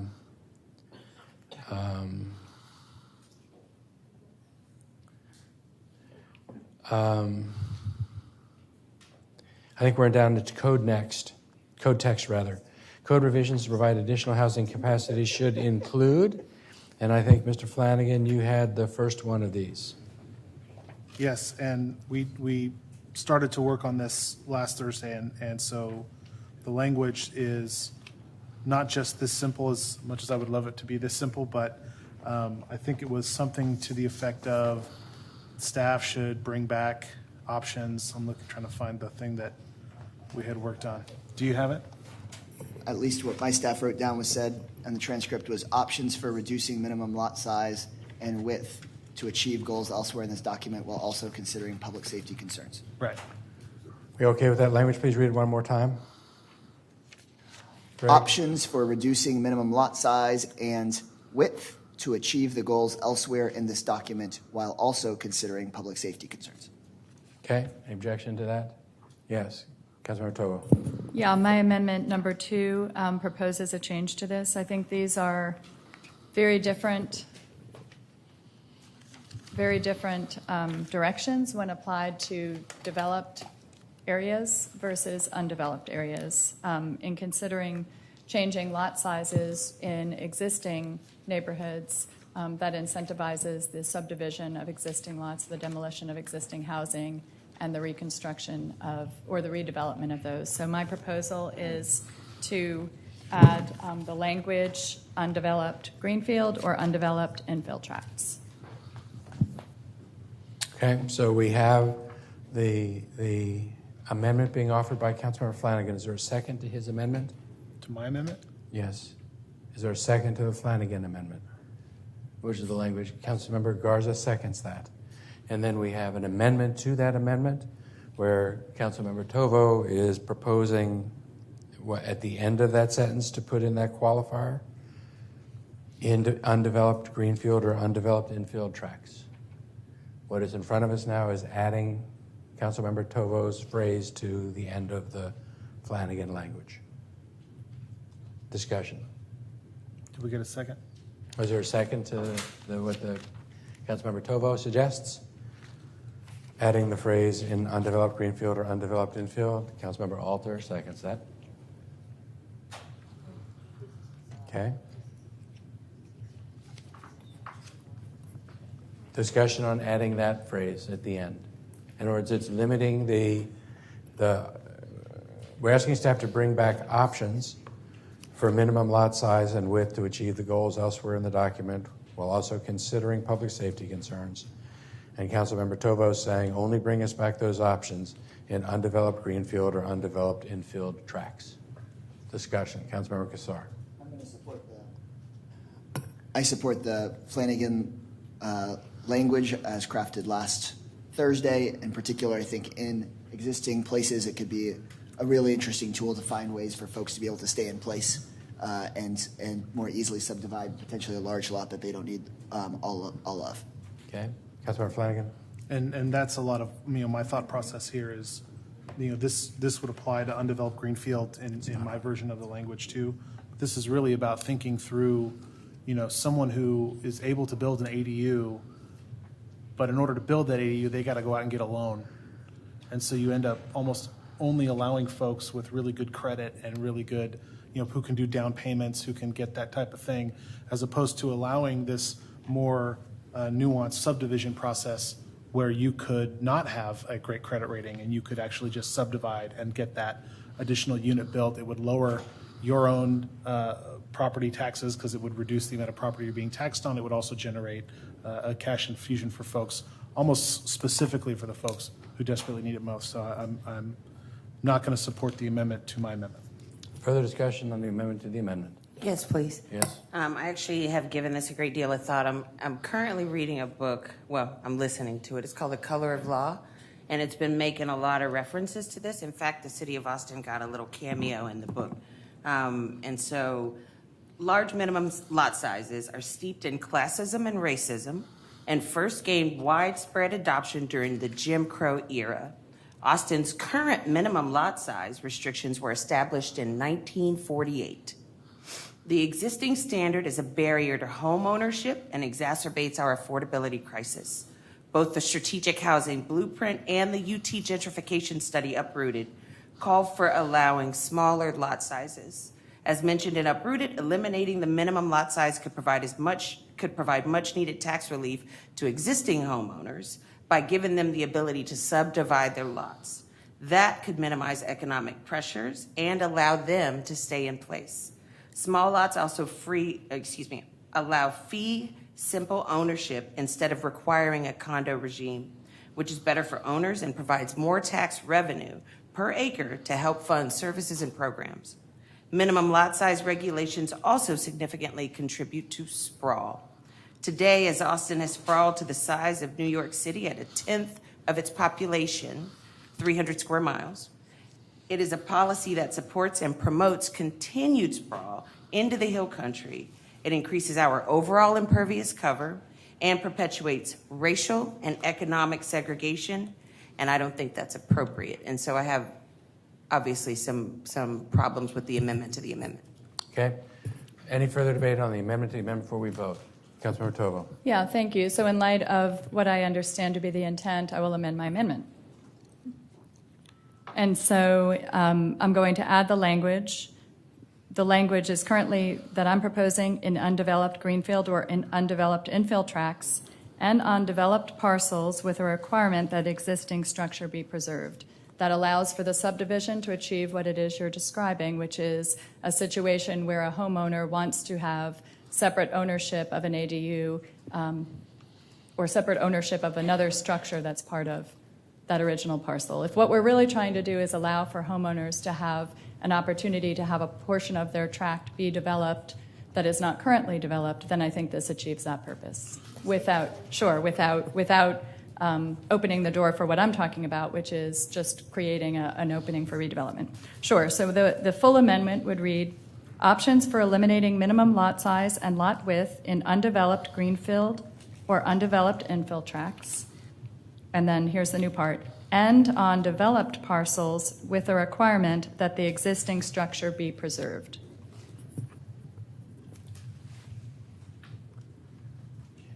You wish to change your amendment that way, to that? Yes, I do.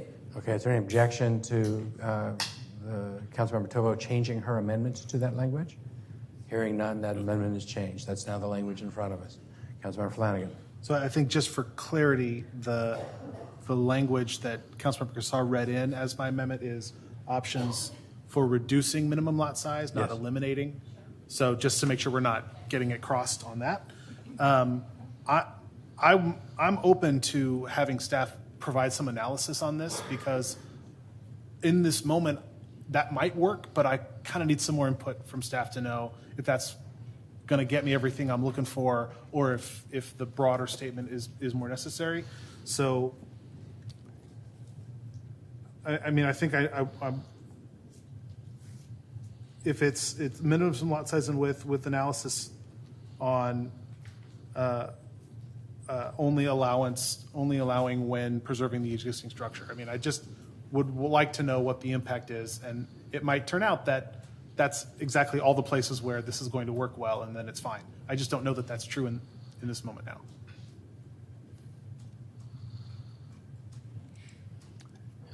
Is there a way for us to have, since we're talking about options that staff's bringing back, is it possible for staff to bring us back options, how to do it with undeveloped greenfield and undeveloped infill tracts, and also where the home situation, both with and without preserving the home, so that we have the options that come back for both?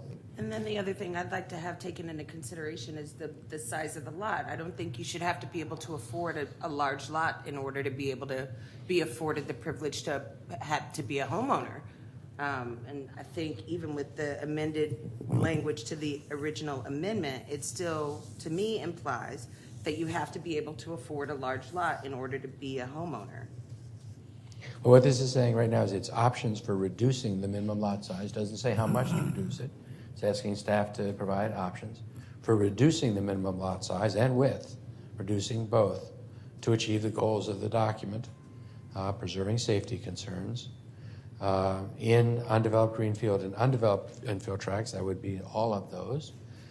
And then on developed parcels. And on developed parcels where there's a house. And then the question is, what Councilmember Tovo suggested was, on developed parcels where there's a house, so long as you preserve the house.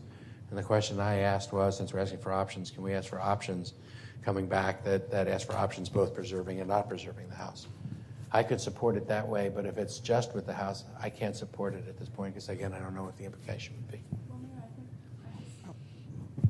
I guess I would say if we're not, I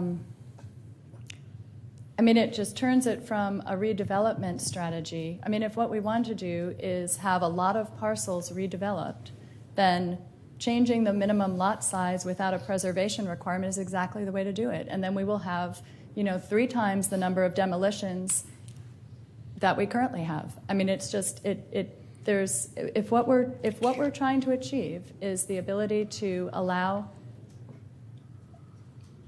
Were you shaking your head because that was hyperbolic? In my estimation, we will have. I am extremely concerned as the neighborhood, as the district that. Thank you. You're right. And I hope I wouldn't be, right?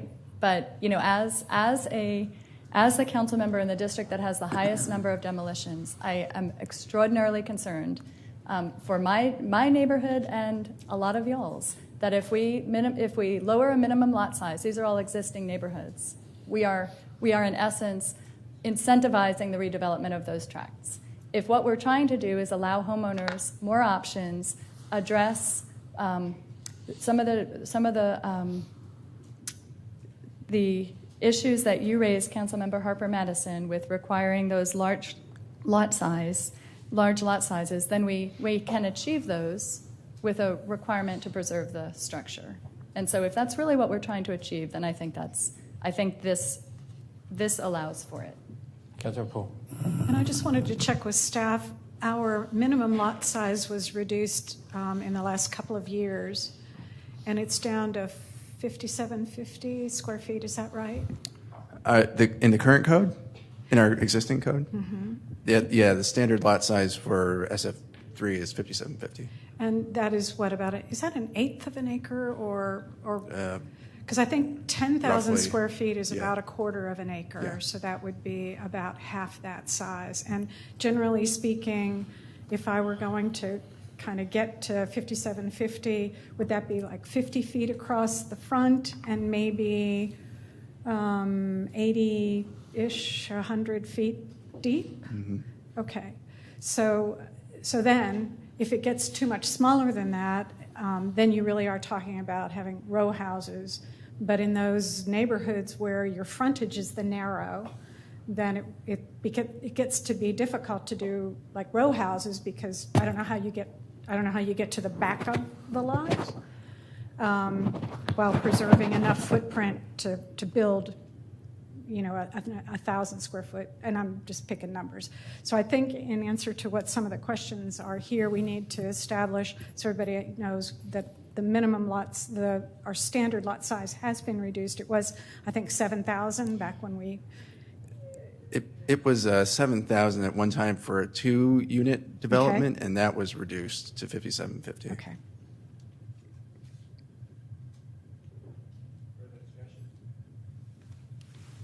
Further discussion? Yes, Councilmember Ellis. If we were to just ask for this with Councilmember Flanagan's language of looking at the options, what types of things would be included? Would you look at greenfield, infill, things of that nature? I think that what we would probably do, and what we did do in draft 3, was we had zones. The lot size was based on the zone, and so we had zones that went down to 3,500 square feet and mapped those in certain places. And so we could look at what the impact would be in areas today based on what the existing lot size is today. So maybe like the number of potential subdivisions, if that was something useful. We could, I'm just, this is off the top of my head, but we could do stuff like that if that's useful. Yeah, because I worry that we would be possibly inadvertently in excluding something. So I kind of feel like I would trust y'all on if we asked for options that you would probably think of every scenario you could think of and try to break it down for us. With respect to the preservation issue, just briefly, if that's something that council wants staff to look at and analyze the potential for, that's certainly an appropriate direction. But I just want to say that we're used to seeing things like preservation bonuses tied to zoning, which is an inherently more discretionary aspect of the development process where you expect to see some measure of community benefit negotiation occurring. Subdivision is a non-discretionary process, so we would work with law in analyzing the feasibility of that. But if you want us to look at that, we certainly can, but we're not used to seeing those sorts of provisions tied to a subdivision platting process. I appreciate that, and because I know that we already have preservation bonuses addressed in here, I think I'm leery of committing to specifying and telling y'all where you need to look, just to look. Councilmember Torria. Yes, so what I really see, there are lots right now in East Austin, there, even though they're zone commercial, but they're just regular residence lot size that have 3 and 4 row houses on that unit, and that's the way it was designed. So, and then plus, I know that there are subdivisions up in the south there off of Slaughter that the lot size are just 3,500 feet, and you can build a pretty nice 5-bedroom house on one of those because my son has one that he had built over there. So there's a lot of options that you can do, and build if we really are serious about building, small lots and bringing these kind of homes, smaller homes into your neighborhood. Councilmember Kitchen, then Councilmember Tovo. I'm hearing that we definitely want to know about, I would be interested in understanding the options for reducing minimum lot size and lot width, but I would also want to understand that in the context of its impact on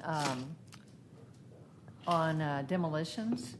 So perhaps we can word this in such a way that we would get that piece of information also. My sense is, for me, I think that I agree with you 100%, and I think that keeping the language broad enables that to happen, and I would expect to see that too. It says the goals elsewhere in this document. Obviously, preservation is an established goal elsewhere in this document, so I'd very much like to see that happen. I think that the broader language and not limiting it is, for me, the better way to go. I would want to specify that goal. Okay.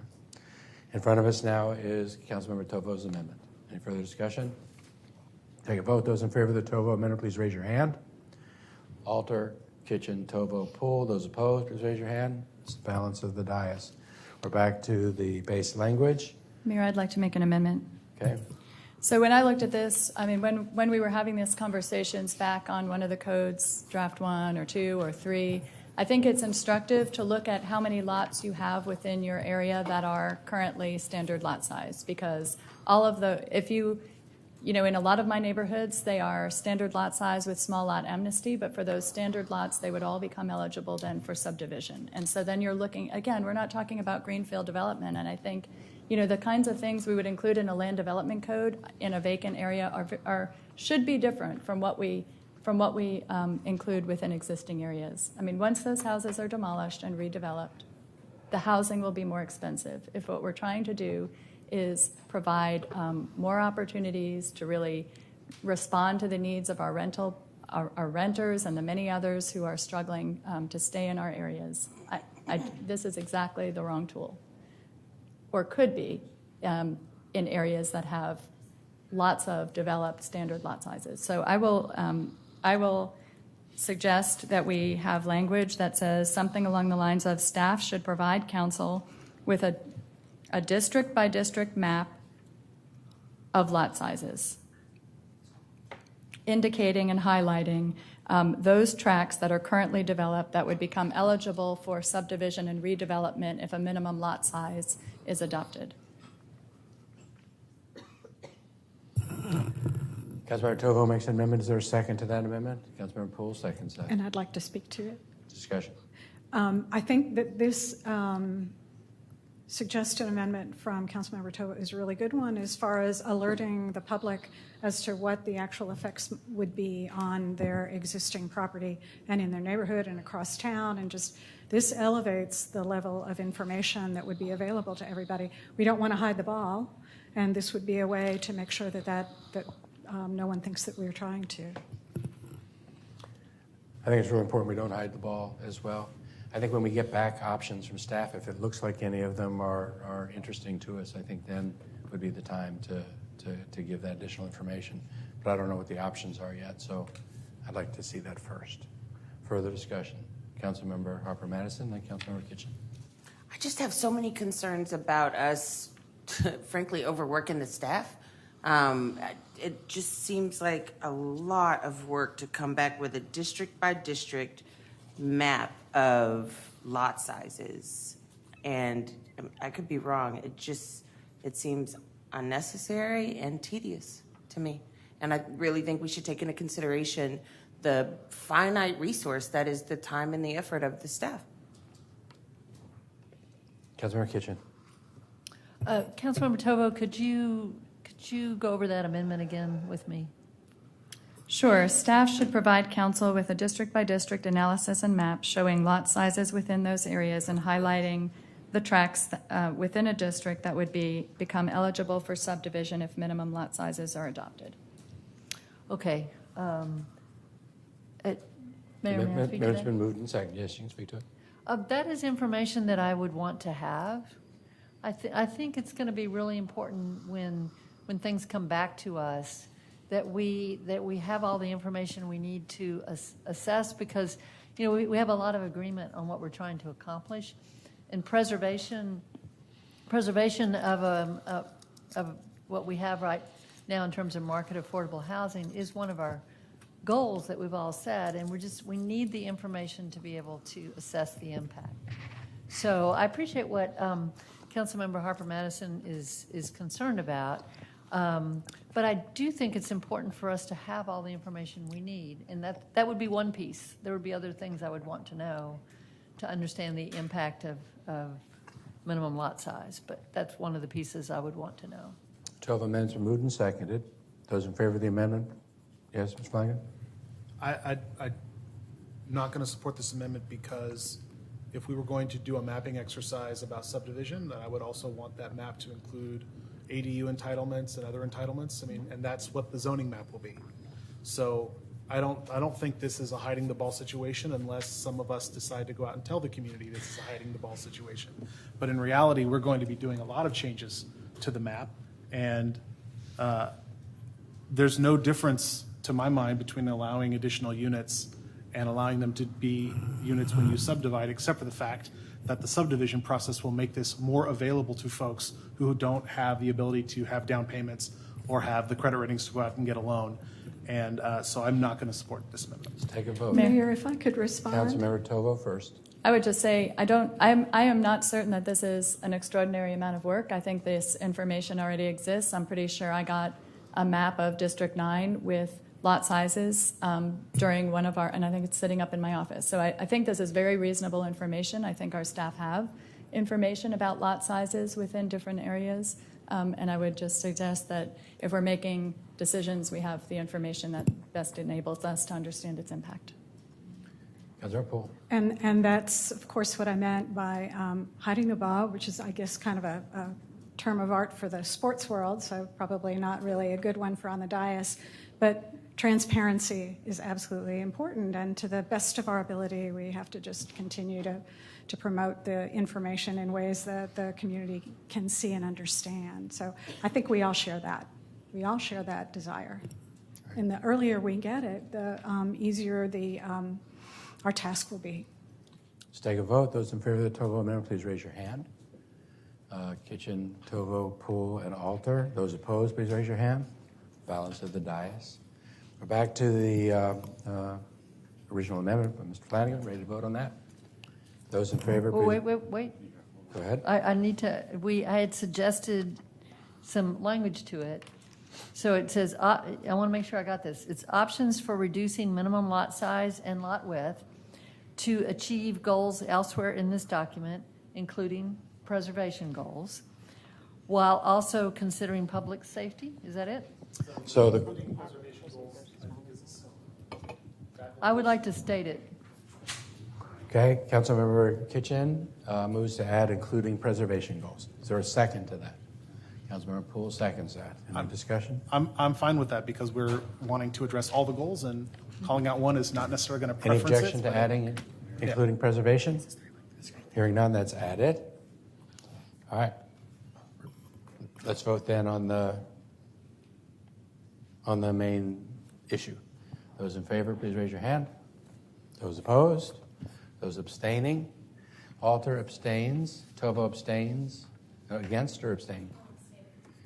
Alter and Tovo abstain. Poole voting abstain. The other 8 voting yes. That amendment passes. Okay. The next one I think is mine under Code Next. It's putting back in language I think that may have been, I don't know if it was inadvertently taken out or not, but I'm suggesting we put back in some language here in A.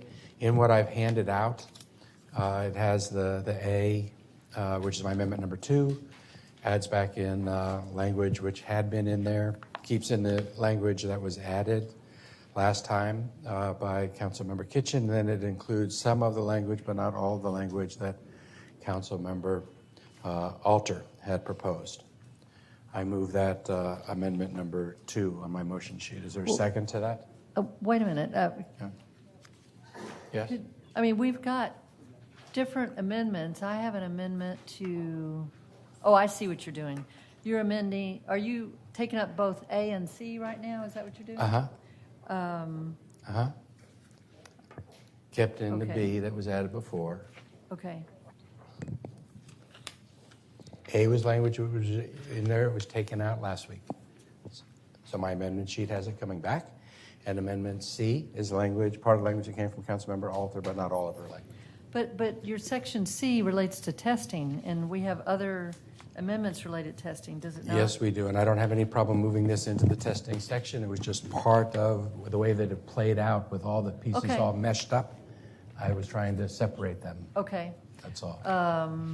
Well, if you don't mind, if we could deal with the testing one when we get to that in just a minute. That's fine. I mean, I was going to take these, successively anyhow. Okay. Okay? So, first paragraph. Is there a second to including that language back? Councilmember Garza seconds that. This is it adds for parcels within activity centers and activity corridors, application of non-zoning regulations should be prioritized in a manner that allows for greater potential housing unit yields than would otherwise be achieved without prioritization.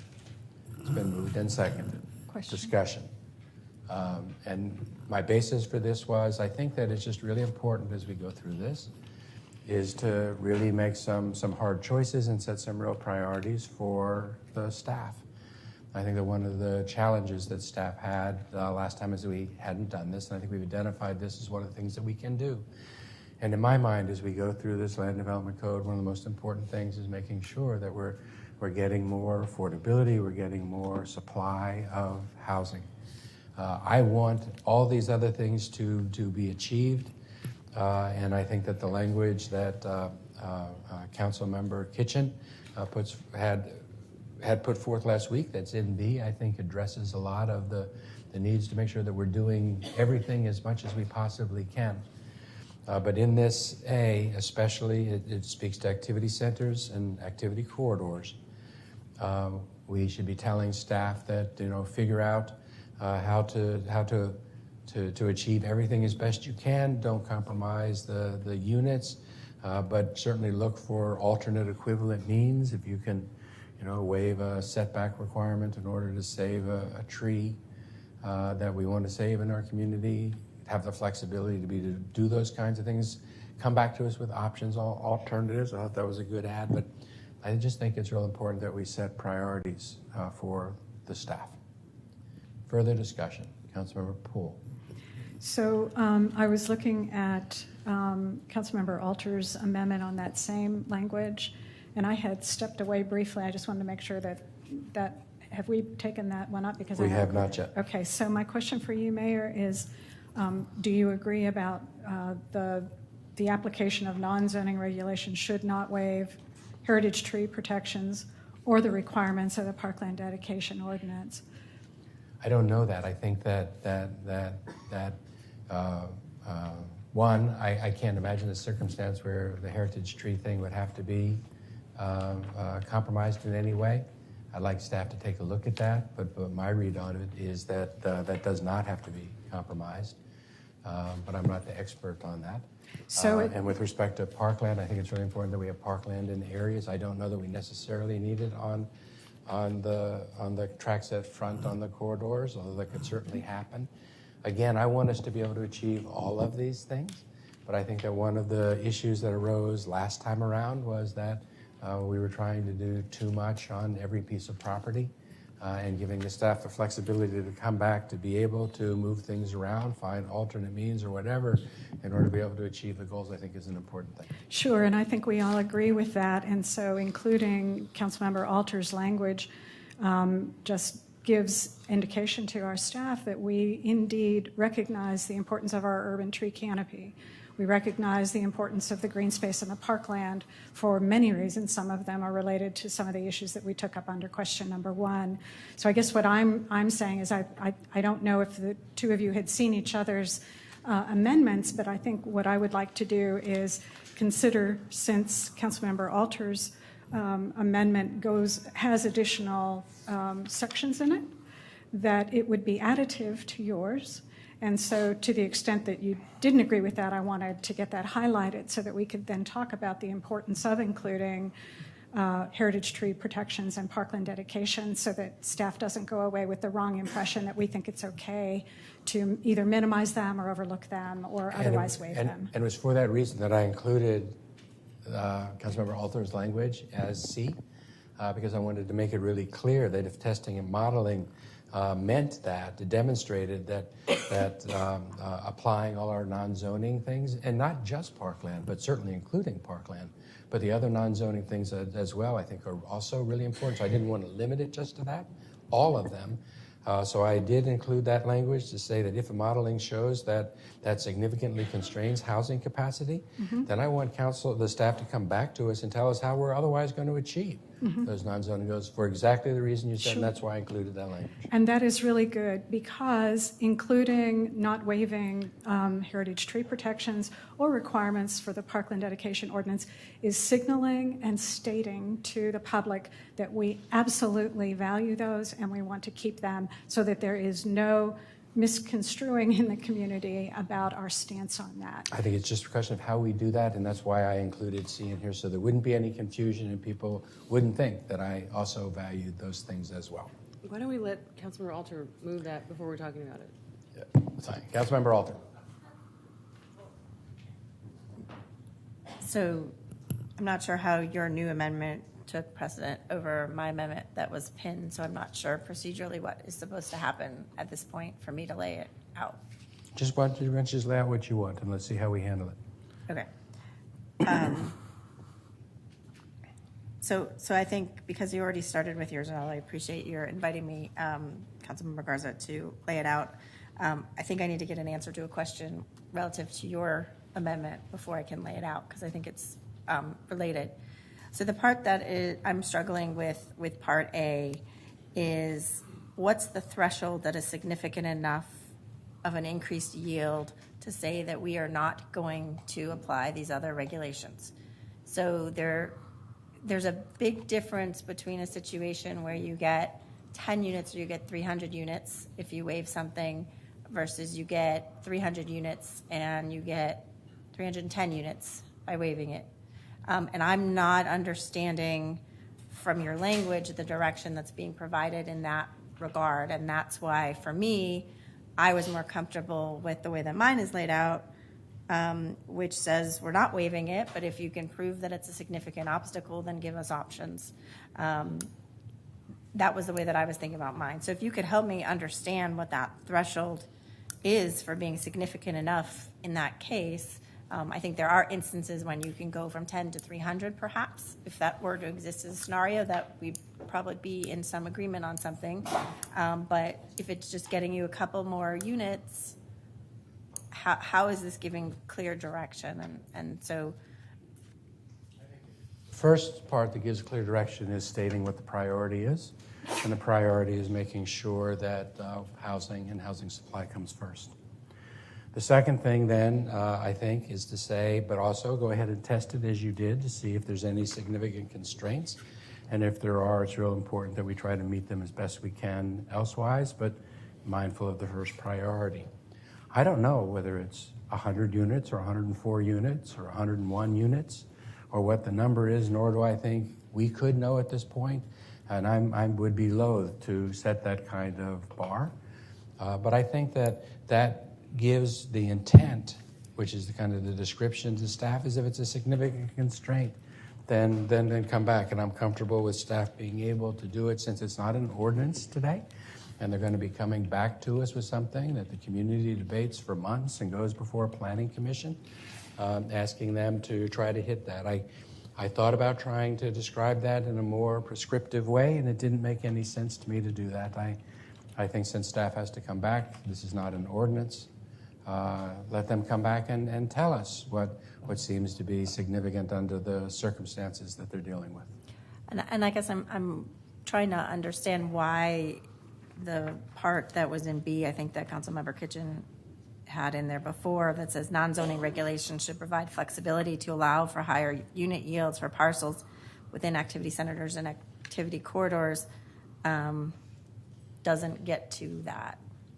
In part, I think, the more we debate it on the dais, the more certain I am that it's important for us to have the language that I proposed. I think it's just really clear that we give that instruction. A and C speak to different geographic areas. They speak to activity corridors, where I think it's particularly clear and particularly important. I think that Council Member Kitchen's language in B, the more general language that applies everywhere, I think is important and good, and I support it. But with respect to corridors, I just want to be really clear about the priority. Mayor, if I... Go ahead. So I'm just concerned because you can always say that you will get more housing if you take away parkland and tree preservation. So that's just obvious. So I would rather the parkland requirement be in there, and then if modeling and testing comes back and says it's a problem, then we get the options back at that point. I think we're going to have the option anyhow, because it's not an ordinance and it's going to come back with their review of it. But I didn't say any impact for exactly the reason you just gave. That's why I had substantial impact or something like that, so that it wouldn't be any impact. And I trust staff to be able to take a look at that, recognizing that when they come back to us, we and the community can turn that knob however we want to be able to turn that knob. So the language you referred to, though, was my language that had that in there before, that it was significant, and you have introduced a new line A that undermines the notion that it has to be a significant change. Okay. And so further discussion. Councilmember Kitchen and Councilmember Tovo. So I think that the language that you're proposing, Mayor, would be better if we changed it a bit, and because basically what this asks us to do is establish a priority without information. So it's asking us to say that we would always prioritize greater potential housing unit yield over anything. And we don't have the information in front of us to understand what we're weighing. So options for doing that might make sense. You know, we could ask the staff to tell us the impact if we were to prioritize non-zoning regulations over all else. What would be the impact of that? We could certainly ask for that, and I'd be open to that, but I cannot at this point say what I'm prioritizing because I don't have the information about the impact. So would you be open to changing your language somewhat?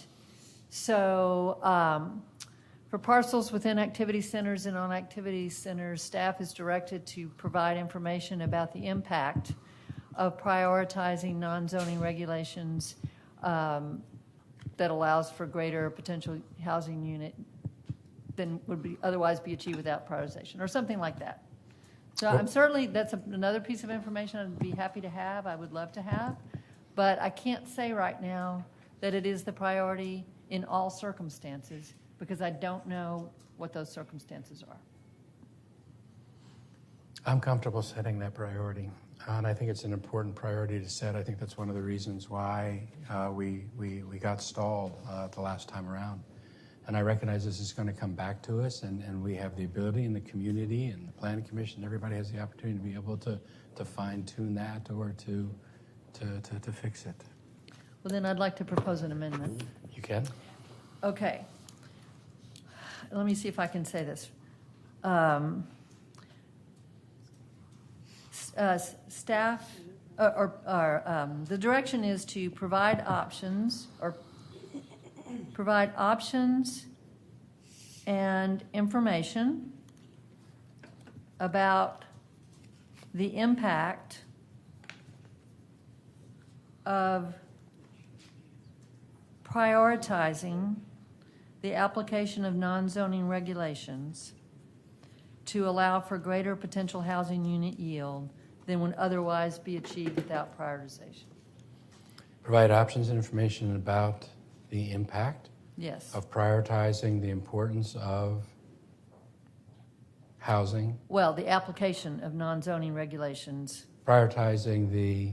Application of non-zoning regulations. Okay. Application of non-zoning regulations. In a manner that allows for greater potential housing unit yield than would otherwise be achieved without prioritization. Okay. I'm sorry, that's very clunky, and I'm not sure if I'm reading it right. But what I'm trying to do is suggest that what would be the impact of what you're proposing, Okay. as opposed to saying that's what we want to do. Okay. There's been a motion. Is there a second to this amendment? Councilmember Tovo seconds it. Discussion on the kitchen amendment. Councilmember Tovo? I think there's a lot of similarity between A and B, except that A, as has been indicated, or as I understand it, really identifies that as the main priority. So I think it is more appropriate and more in concert with what we've said in B to just ask for the information and then evaluate it. Okay. And I agree with Councilmember Alter. I mean, the reality is if higher housing unit is always the priority, it will impact parkland dedication. And what we are trying to achieve is a balance. Councilmember Kassar. I'm supportive of the mayor's language the way that it is, so I'm going to vote against the amendment just generally because I think we're still going to have to strike a balance of needs. We're still going to address parkland deficiencies. We're still going to address a variety of needs, but currently I think our balance is off away from housing and transit, and I think just generally gives a direction to set it more towards that. Any further discussion on the kitchen amendment? Let's take a vote. Councilmember Alter, did you want to speak? I just wanted to point out, you noted earlier that, Mr. Kassar, that we weren't going to talk about the data on what was happening on the corridor, so you were going to make a different motion. We still don't, some of us don't have that data that substantiates the claims that you were not able to build the same amount on the corridors as you were under current zoning. And so part of why I shaped my amendment as it was so that if the testing and the modeling says that, then we have to address it. My amendment's not the one that's up here now, but I just wanted to make sure that, we know that we don't actually have modeling from our staff that is showing that this to be the case. It's all anecdotal, and I've not seen the models for it. Somebody may have seen them and somebody may have generated them, but it's hard to operate off of those when I don't have those facts in front of me. I would just point out that if the testing and modeling shows that's not the case, then everything gets applied exactly the way it would and nothing gets compromised. Any further discussion on the kitchen amendment? Let's take the vote. I'm sorry, Yes. I didn't understand what you said. If the testing shows that we can apply all these things and it doesn't substantially constrain everything, then everything gets applied just the way that it is. Is that what you mean by A? I mean, are you meaning to... A and C taken together say that to me. Well, okay, that's a little different than I read it, because I read A as making a flat-out statement. It doesn't say that it's qualified by C. If that's what you mean, then perhaps we could add that. And I would just mention Well, C to me, it talks has about that when it talks about what otherwise be significantly achieved without prioritization. If it without prioritization, nothing gets constrained, you can still do everything, then everything's fine. That coupled with C is like belts and suspenders. But Mayor, Yes, if I Councilor may, Poole. on C, since you brought it up, you talk about if non-zoning regulations significantly constrain housing capacity, then staff comes back to us to tell us how to change those constraints to minimize the impact on achieving housing capacity. That isn't a balance. You are, again, prioritizing. It's a belt and suspenders indeed to A, the way you have it written, which is you are saying boldly and completely that housing units are prioritized over all other things. And what I am urging and what Councilmember Alter is urging and Councilmember Kitchen and Councilmember Tovo and maybe some others who haven't yet spoken is we have got to find a balance. We cannot find a balance, though, if you are saying prioritize A over everything else. We have to show that we are looking for the way to strike the balance. Okay, let's take the vote. Those in favor of the kitchen amendment, please raise your hand. Kitchen, Tovo, Poole, and Alter. Those opposed, please raise your hands. Balance of the dais. Kitchen amendment does not pass.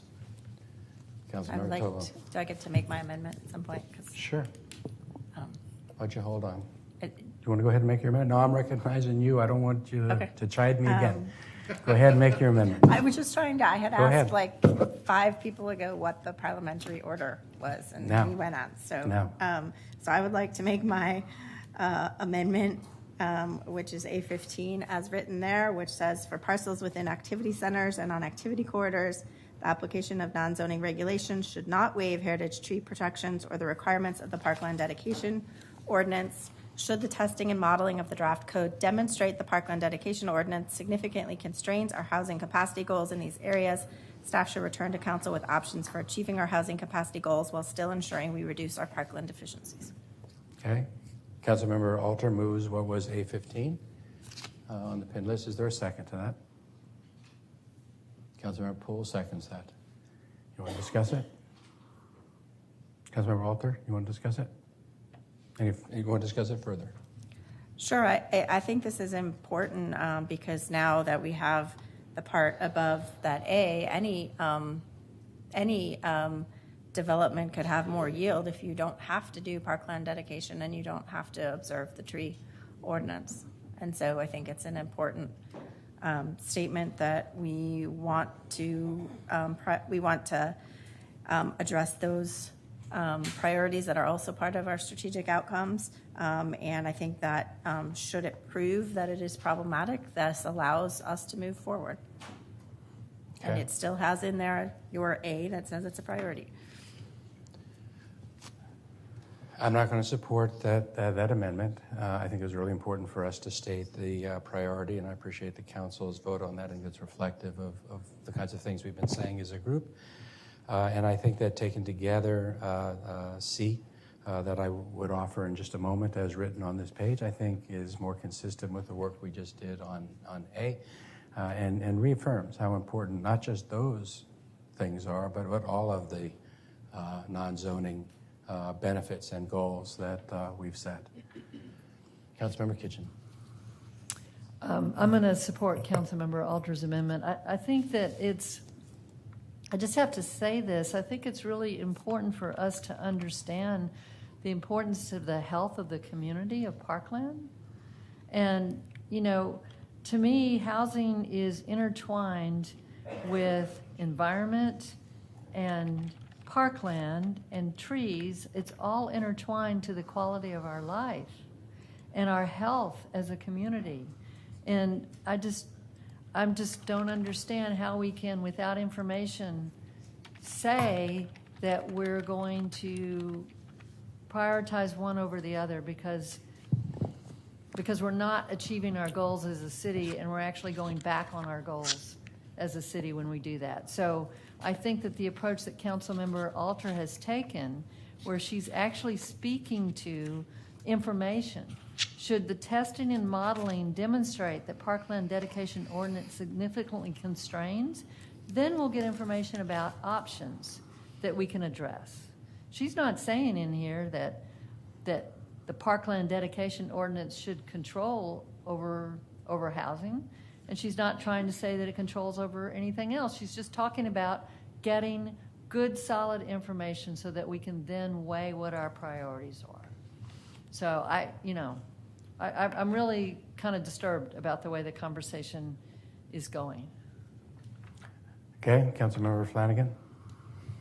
I'm comfortable with the mayor's language, mostly because I think staff gets the conflict we have up here and will bring back to us in the fall something for us to really kind of fine tune. I'm also, I don't think anybody is talking about broadly waiving regulations. This is kind of going to be a site-specific site plan situation. Last week we adopted the amendment we laid out that would allow for administrative variances on setbacks and some of the zoning regulations in order to preserve a tree or to and still maintain unit count. So I kind of see this in that frame of mind. So I'm going to go ahead and support the way the mayor laid it out. Okay, ready to take a vote? I would like to. Yes, Councilmember Alter.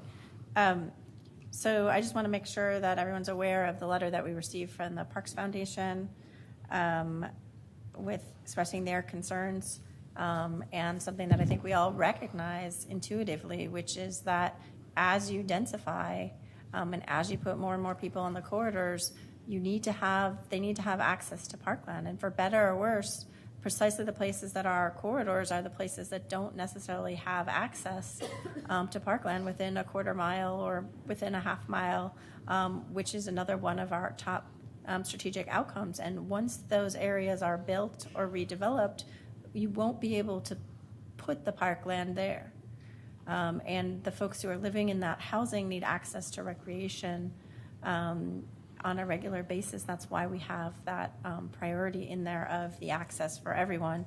And unfortunately, there is an overlap between our park deficient areas and precisely the areas where we want to most build.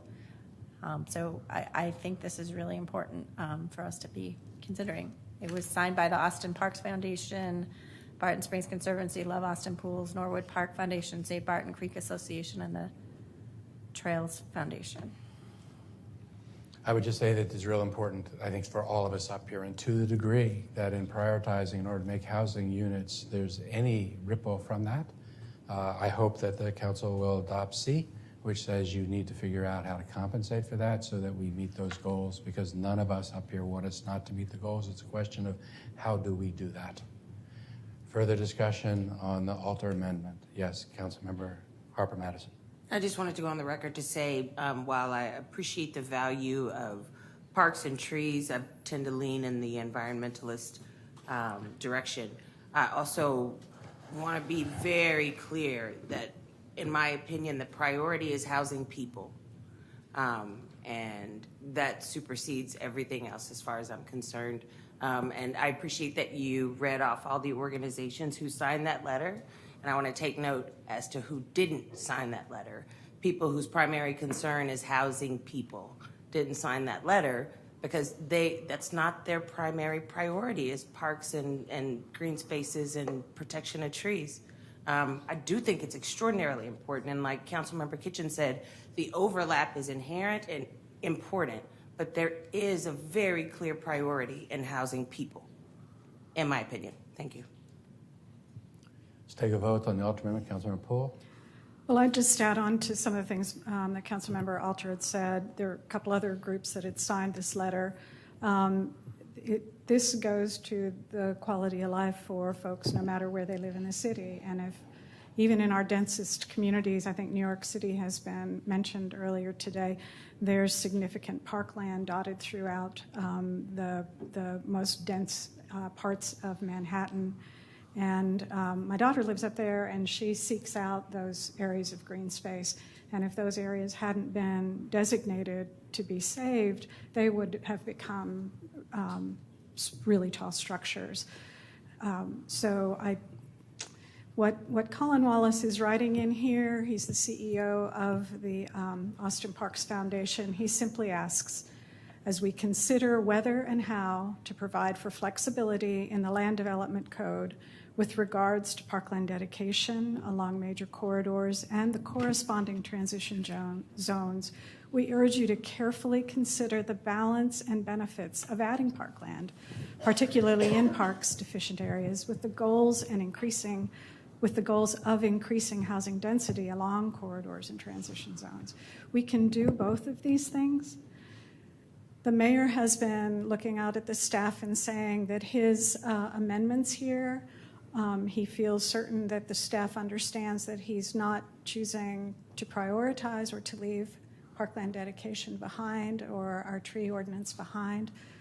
I do believe that his language says something different. So what I want to say is, should his language prevail today, that you take as direction from the dais, that you not waive these non-zoning regulations when you bring us back the options to show us the impacts, so that when we come back later this year to make the final determinations on what the ordinance should look like, that we are not, in fact, leaving behind these very elements that the public is asking us not to leave behind.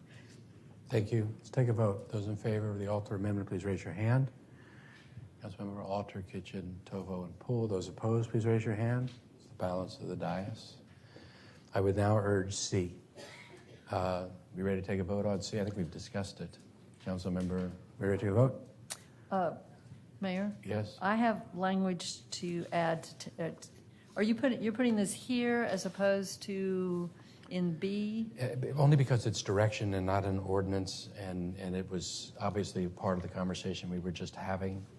I think it's clear. I don't think it would confuse the staff, and I think that it's an important footnote to the conversation we've just had, and makes real clear that on this amendment, we're not saying these other things aren't important. They're critically important. It's a question of how we achieve them. Okay. But if you have a better place to put it, I would still like us to vote on it, because I'd like to be able to get this done. No, I didn't mean that. I just meant that I have an amendment related to testing, too. I will get that in just 1 second. We'll get there next. C is in front of us. Is there a second to C? Councilmember Alter, second C. Continuing on. Councilmember Tovo. Yeah, I just want to be clear that we're adding C. We're not replacing anything in the draft document. That's correct. Yes, Councilmember Poole. I was wondering, based on some of the conversation we've just had under code text in this question, if we might be able to craft this language that you've offered, Mayor, in a positive way, saying something along the lines of Testing and modeling of the draft code should seek ways to balance with among priorities, including non-zoning regulations, and provide council with options, so that we remove the words constrain, significantly constrain, and and provide council with options for best achieving the goals of non-zoning regulations while balancing with our housing capacity goals. Okay. Are you offering that as an amendment? I am. Okay, Councilmember Poole offers an amendment to C. Is there a second to that? Could you read it again? I didn't. Sure. My goal is to seek a balance and to say it here, because I think the language that the mayor has offered is the negative of that. He is saying that non-zoning regulations constrain housing capacity, and he wants to minimize impact on that those non-zoning regulations will have on achieving our housing capacity goals. So what I would like to say is, instead, the testing and modeling of the draft code, and then new language, should seek ways to balance among priorities, including non-zoning regulations, and then go back to after his activity corridors, all of that is deleted, and then pick up at staff. Staff should provide council with options for best achieving the goals of non-zoning regulations while, and then instead of saying minimizing impact on achieving, say balancing with our housing capacity goals. Okay, it's been moved. And is there a second to the Poole amendment? Okay. Do you want to address it? I don't want to address it. So I just wanted to clarify that the mayor had taken my language and then transferred it to be broader. And so while I agree with you that I might prefer it to be positive, I just wanted to point out that it was originally my language that he then tried to incorporate into what he was saying. So I don't. So the original language was in that. Now, absent mine, I would prefer more positive. I'm not sure I'm quite on board with the way that you have your language, but I just wanted to clarify. Thank you. Is there a second to the Poole amendment? Hearing none, let's move back to C. Those in favor of C, please raise your hand. Those opposed? Yes? I'm sorry, That's okay. didn't realize it. I thought there still was room for discussion on There C. is, if you want. I have one question, Yes. and I think it might speak to Councilmember Poole's concern there. I wonder if instead of saying significantly constrain, could we say may constrain? May instead of significantly? Would that make it? I think that thought is with the should. We don't know whether it'll constrain or not. Mm-hmm. That whole section just comes into play only if it does. I mean, if it significantly constrains something, then what we're saying is, because we've already set a priority in A, like what you said, housing's the most, we're setting that priority. Mm-hmm.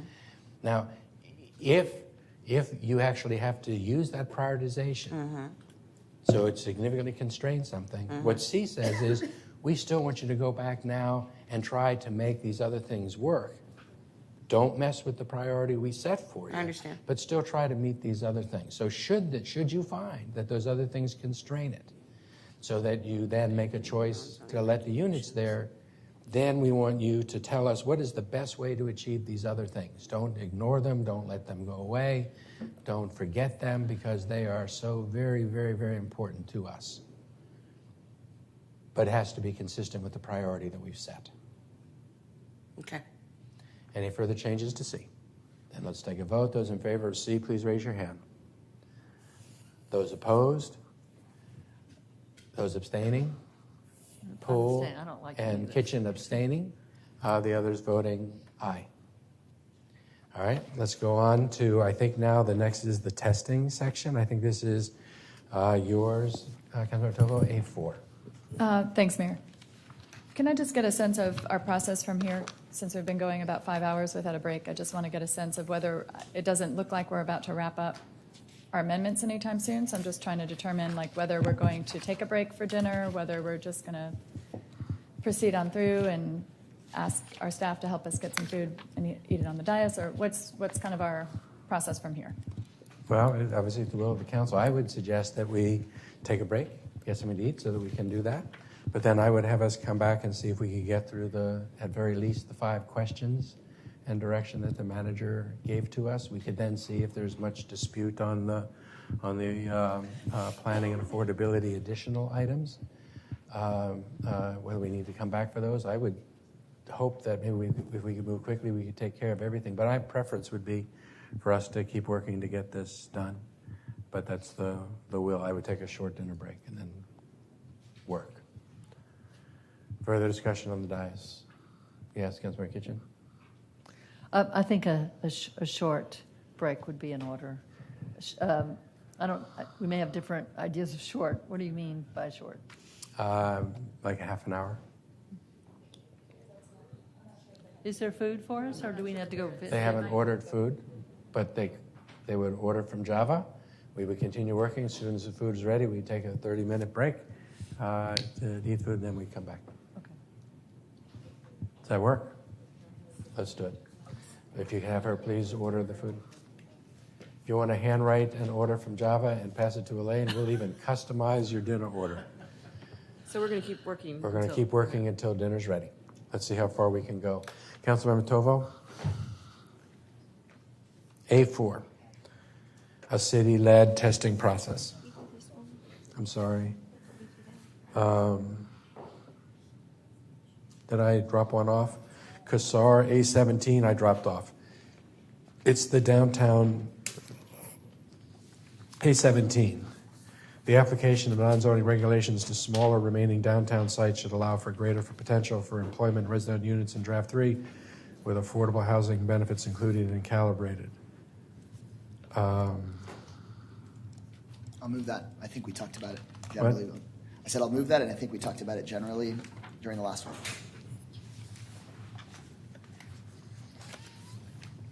Okay. A17, Cassar has been moved. Is there a second to that? Councilmember Garza seconds that. A17, Cassar language. The application of non-zoning regulations to smaller remaining downtown sites should allow for greater potential for employment residential units than draft 3 with affordable housing benefits included and calibrated. Is there any objection to this? Councilmember Tovo, and then Councilmember Alter. Yeah, just same question I raised earlier. I assume the answer is the same, and that there's not an intent that there is an intent to do this in accordance with the downtown plan. So I would ask the maker of the motion to include that language. In accordance with the downtown plan and the direction in this document. Just like the last one. It's the same words we added to the other one. It was my understanding that in the last one we changed it all to regional center.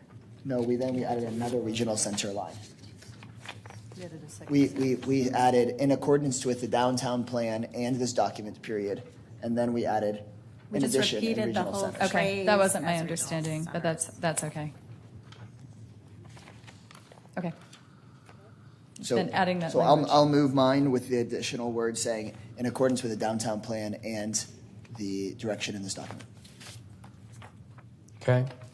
A17 is in front of us, which adds the language in accordance with the downtown plan and consistent with the downtown Austin plan and the direction of this document. Mayor? Councilmember Kitchen.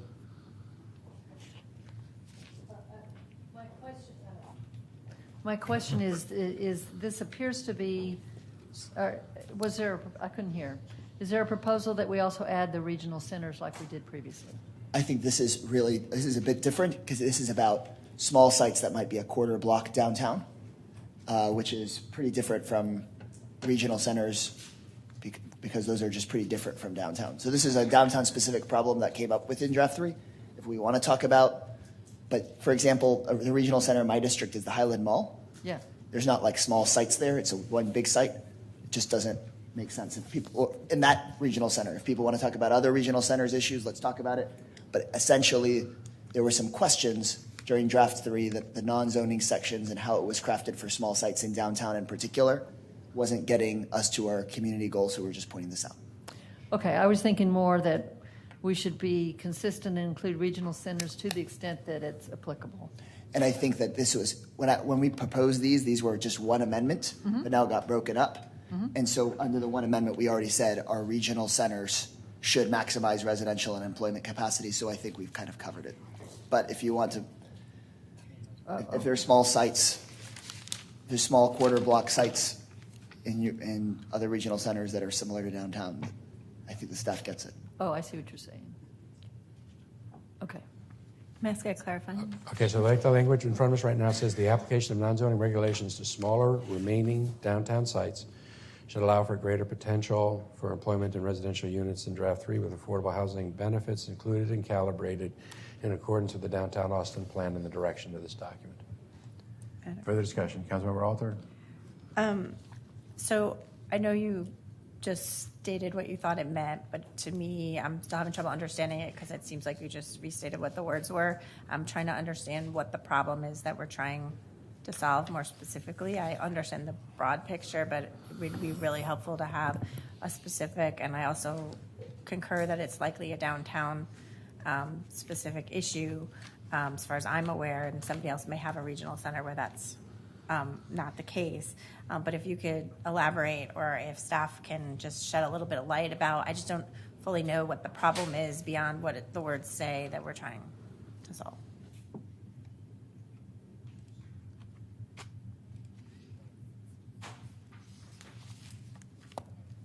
So in draft 3, there were some concerns about the regional zones, including the downtown core zone, about some constraints for quarter block sites that had to do with setbacks, I think primarily, and step backs that just made the development of quarter block sites somewhat infeasible. Okay, so there's a very specific size site that, because we have setbacks and stuff that are laid out, these are specific for downtown versus the other regional centers, or are they? It came up primarily as a part of downtown, looking at downtown, and my recollection is that some of them are specific to the way downtown was mapped, so the downtown core zone.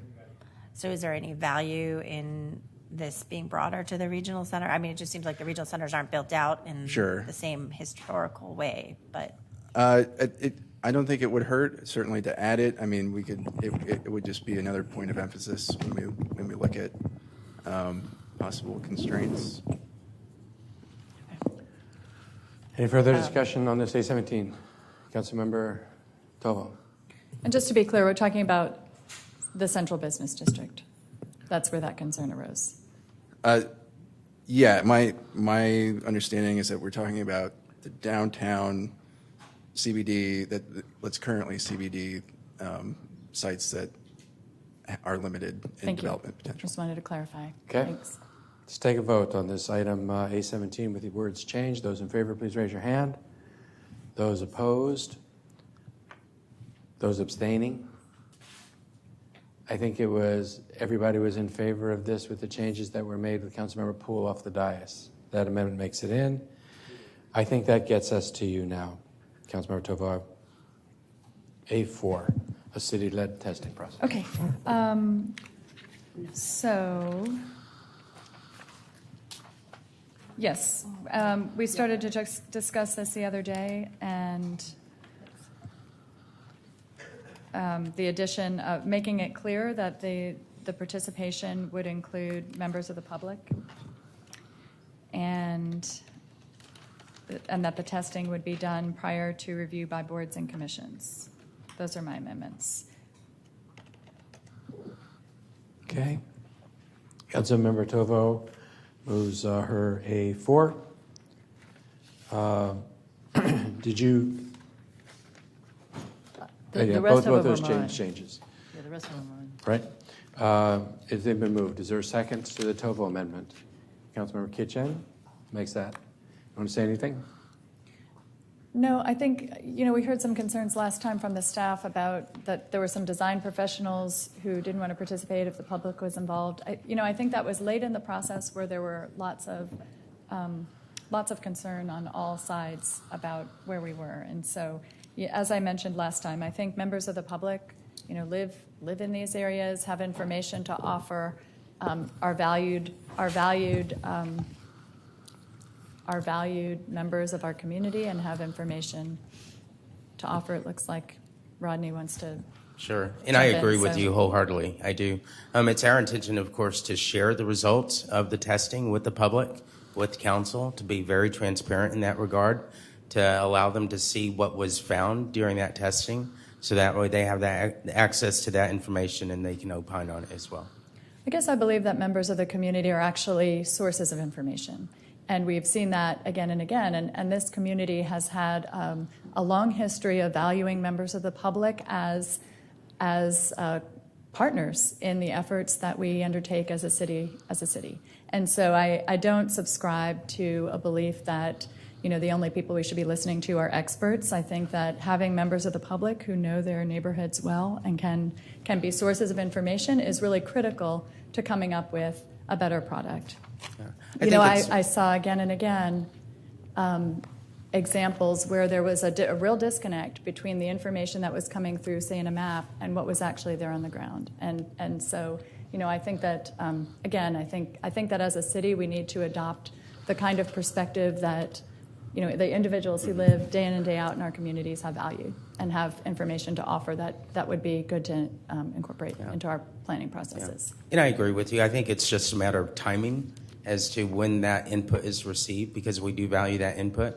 And so sharing those results, we certainly would expect that response back and that input, and we would look at it and we would make decisions based on it. We would not neglect it by any means. It's just a matter of timing when we would share that information. Councilmember Flanagan? So I just want to push back a little bit on the characterization that anybody is saying that the only people we want to listen to are design professionals. Obviously, we take a lot of public input. We've taken a lot of public input already. We'll take more public input at our boards and commissions. We'll take it in formal public hearings at the end.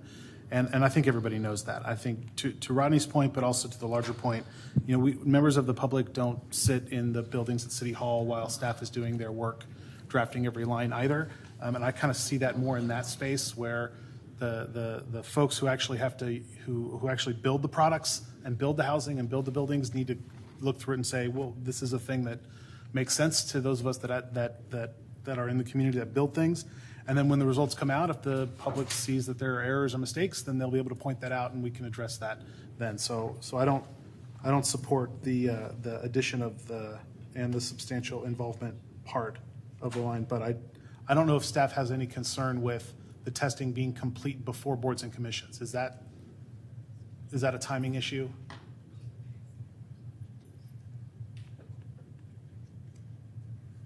I think that's going to be a matter of how we're interpreting that sentence. We're interpreting that as the code is going to include, of course, the results of that testing. And so we anticipate, of course, that whatever results we find from that testing, from all the input that we've received from design professionals and from the public, that would go into the code product. Okay, thank you. Mayor.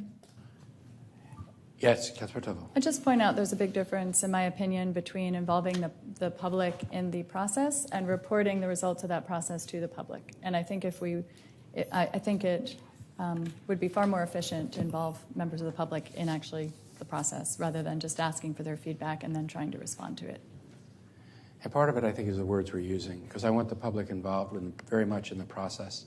And the public shouldn't be in a position where a process is run and then it's reported to them. They should be part of the process. I don't think that we should be prescribing that there's any particular group of people that you need to convene together at any one point in time. But I think it is important that all the information you're getting is either something that's visible at the time that you're getting it or reported so that everybody has it and commented as part of a singular process. And make sure that you don't make any decisions in the process or conclude the process until everybody's had the opportunity to do that. But I do want to preserve for you the opportunity to meet in a room with 4 people in the neighborhood, not in the neighborhood, experts, stakeholder groups, whatever, without feeling like every time you meet you have to have a public meeting to be able to do it. But I think it is important that everyone feels like they were part of the process and not responding to a process. But I think that's what you would be doing, and I think that'll be good. Any further discussion or amendments to this section A4?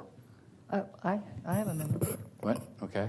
Councilmember Natasha Harper. Madison.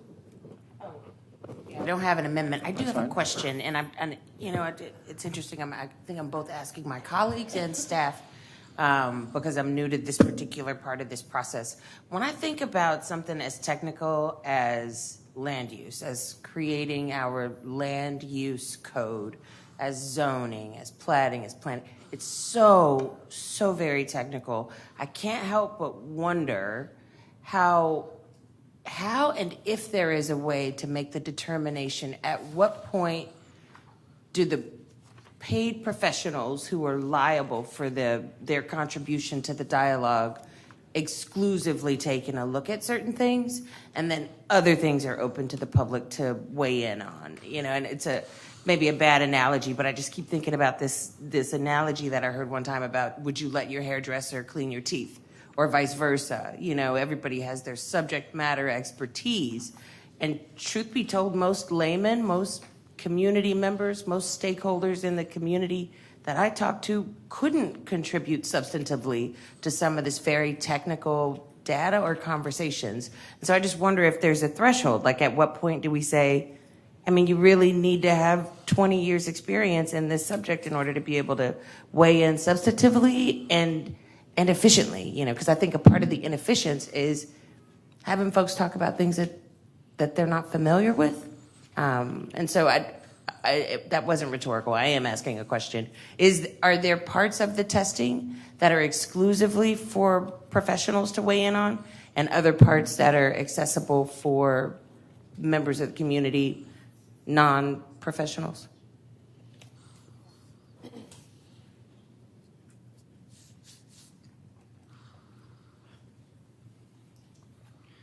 Brent Lloyd, Development Services. Thank you, Councilmember Harper Madison, for your question. And I think I think there's a lot about the code that there's ample room for public engagement on. And I think what we're talking about when we talk about the testing is actually is having development professionals look at whether the code works, look at whether the very technical aspects of the code conflict, whether there are limitations in the code that prevent projects from being built, those sorts of design level, construction level issues. And I think the direction would be, I think what Rodney said is that testing would occur, and the results and the analysis would be shared publicly and subject to cross-examination publicly and debate, but there would probably be instances where design professionals who are architects, engineers, would sit down with staff and kind of have technical discussions where they go through and outline issues that they see with potential conflicts within the code or potential ways in which a particular requirement just doesn't work on the ground. And I think the direction without amendments being added to it, I think the direction would allow some measure of staff dialogue with design professionals outside of a public setting. But the results of that analysis, again, would be subject to public debate, review, and cross-examination. Okay. Councilmember Kassar. It was probably at 11:30 at night last Thursday, but I think Councilmember Tovo accepted an amendment to add the word initial into A4, this initial testing, understanding that the testing may be ongoing. Just wanted to see if that could just be a part of the base. Councilmember Tovo, is that acceptable to you? You'll have to remind me where it went. This initial testing prior to review by boards, yes, that's true. Any objection to adding the word initial? Hearing none, that's amended.